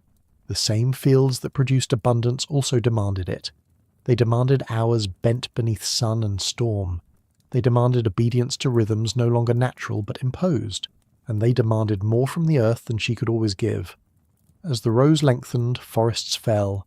As the yields increased, rivers shrank. Fertile soil became dust. Mountains were carved into terraces. Swamps were drained, coastlines reshaped, climates nudged by the very hand that had once been guided by them. In making the earth feed us, we made it answerable to us. But earth, in her own quiet way, keeps score. And so, we stand now in a paradox. We have never been more capable of feeding ourselves, and never more anxious about how long it can last. The Green Revolution gave us surpluses, yes, but also monocultures, pesticide resistance, loss of diversity. The grocery store shelves are full, but the pollinators are vanishing. The tractors are large, but the topsoil is thin. It is not the field's fault. It has always offered what it could. The question is, what are we asking of it? To see farming only as victory is to miss its shadows, but to see only the shadows is to miss its grace. Agriculture was not just a strategy for survival, it was a framework for meaning. In the careful tending of plants, we found metaphors for patience, for renewal, for faith. In the rhythms of sowing and reaping, we built calendars and liturgies. We sang to the rain. We thanked the sun. We learned to wait, not passively, but with intention. We understood that care itself could be sacred, and it is here, in this tension between power and reverence, that the final understanding begins to form. Farming is not just what we do, it is what we are now made of. It lives in our cells, our cultures, our metaphors. It shaped the words we speak, the holidays we celebrate, the ways we divide labour and time. It has shaped how we think about effort, reward, debt, and duty. But can we now shape it in return? Can we imagine a new kind of field, one that heals as much as it gives? To begin answering that question, we must first understand how deeply farming has embedded itself, not only into our lands, but into our minds. The boundaries of a field are no longer just furrows in the soil. They are etched into how we live, how we think, how we relate to each other. This is the inheritance of 10,000 years. We live by seasons, we measure by harvests. Even in the city, even surrounded by concrete, the logic of the field persists. Investment, waiting, yield, repetition. And yet, the future demands something more than repetition. It demands reflection. The old ways, the old crops, the old relationships between human and land, some still serve but others strain. Climate shifts again, populations swell, rivers dry and oceans rise. The planet signals fatigue, and the field, once so stable, begins to blur at its edges. But within this uncertainty, there is also renewal. Across the world, farmers, scientists, and storytellers are revisiting the roots of agriculture, not to romanticize the past, but to reimagine the future. They are asking, what does it mean to farm regeneratively, not extractively? What does it mean to cultivate biodiversity, not just yield? What does it mean to grow food, not just for profit or volume, but for health? For soil, for soul. In the Andes, ancestral terrace systems are being restored, not only because they are beautiful, but because they work. In Africa, women's seed cooperatives are preserving drought-resistant grains that could feed future generations. In India, rice farmers are returning to older planting rhythms that align more closely with local ecologies. On rooftops in cities, new fields bloom, not wide, but vertical, inventive, resilient. This is not a return to the past, it is a return to the question, what kind of relationship do we want to have with the land that feeds us? It is a question that sits quietly beneath every policy debate, every food market, every plate. And it is a question that echoes back to those first fires, those first seeds pressed into damp earth. The choice was never simply about farming. It was about the shape of our days, the purpose of our work, the direction of our longing. Because to tend a field is to make a promise, not only to oneself but to the future. It is a promise of care, of continuity, of patience, and it is a promise that carries weight. The field remembers everything, the rains, the footsteps, the harvests, the neglect. It holds the memory of our intentions as surely as it holds our roots. And now, as we stand at the edge again, this time not of a single field, but of a planetary one, we must decide what we will plant next, not only in soil, but in story. Because stories are seeds too. They shape what we believe is possible. For thousands of years we have told ourselves the story of dominion, that the land exists to serve us, that wilderness must be tamed. that progress means bending nature to our will, and this story has built cities, empires, and nations. But it has also emptied forests, silenced rivers, and driven countless species into memory. What if the next story is different? What if, after all the furrows carved and all the forest cleared, the greatest act of cultivation is not of land, but of relationship? A relationship in which the farmer is not ruler, but steward, in which fields are not battlegrounds between nature and necessity, but places of dialogue, places where listening matters as much as labour, where care is as valued as control. This is not a fantasy. Around the world it is already unfolding. Some farmers speak of soil the way poets speak of sky, alive, breathing, deserving of rest. Others leave parts of their land wild, not out of neglect, but out of respect, understanding that life can only thrive where chaos is allowed to dance alongside order. Shepherds in Spain still follow ancient transhumance routes, moving with the seasons so grasslands can recover. Rice farmers in Japan hold silent ceremonies to thank water before it enters their paddies. In these gestures there is no urgency, no conquest, only continuity. These practices may seem small against the vast machinery of the modern agriculture, but remember, all revolutions begin as whispers. The first seed pressed into soil was a whisper too, and even now the hunter still lives quietly inside the farmer, not as a call to abandon civilization, but as a reminder of humility. The hunter knew the world not as possession, but as gift. Each animal, each river crossing, each berry found in the brush was a moment of grace, not entitlement. To carry that memory forward into the fields is not regression, it is wisdom.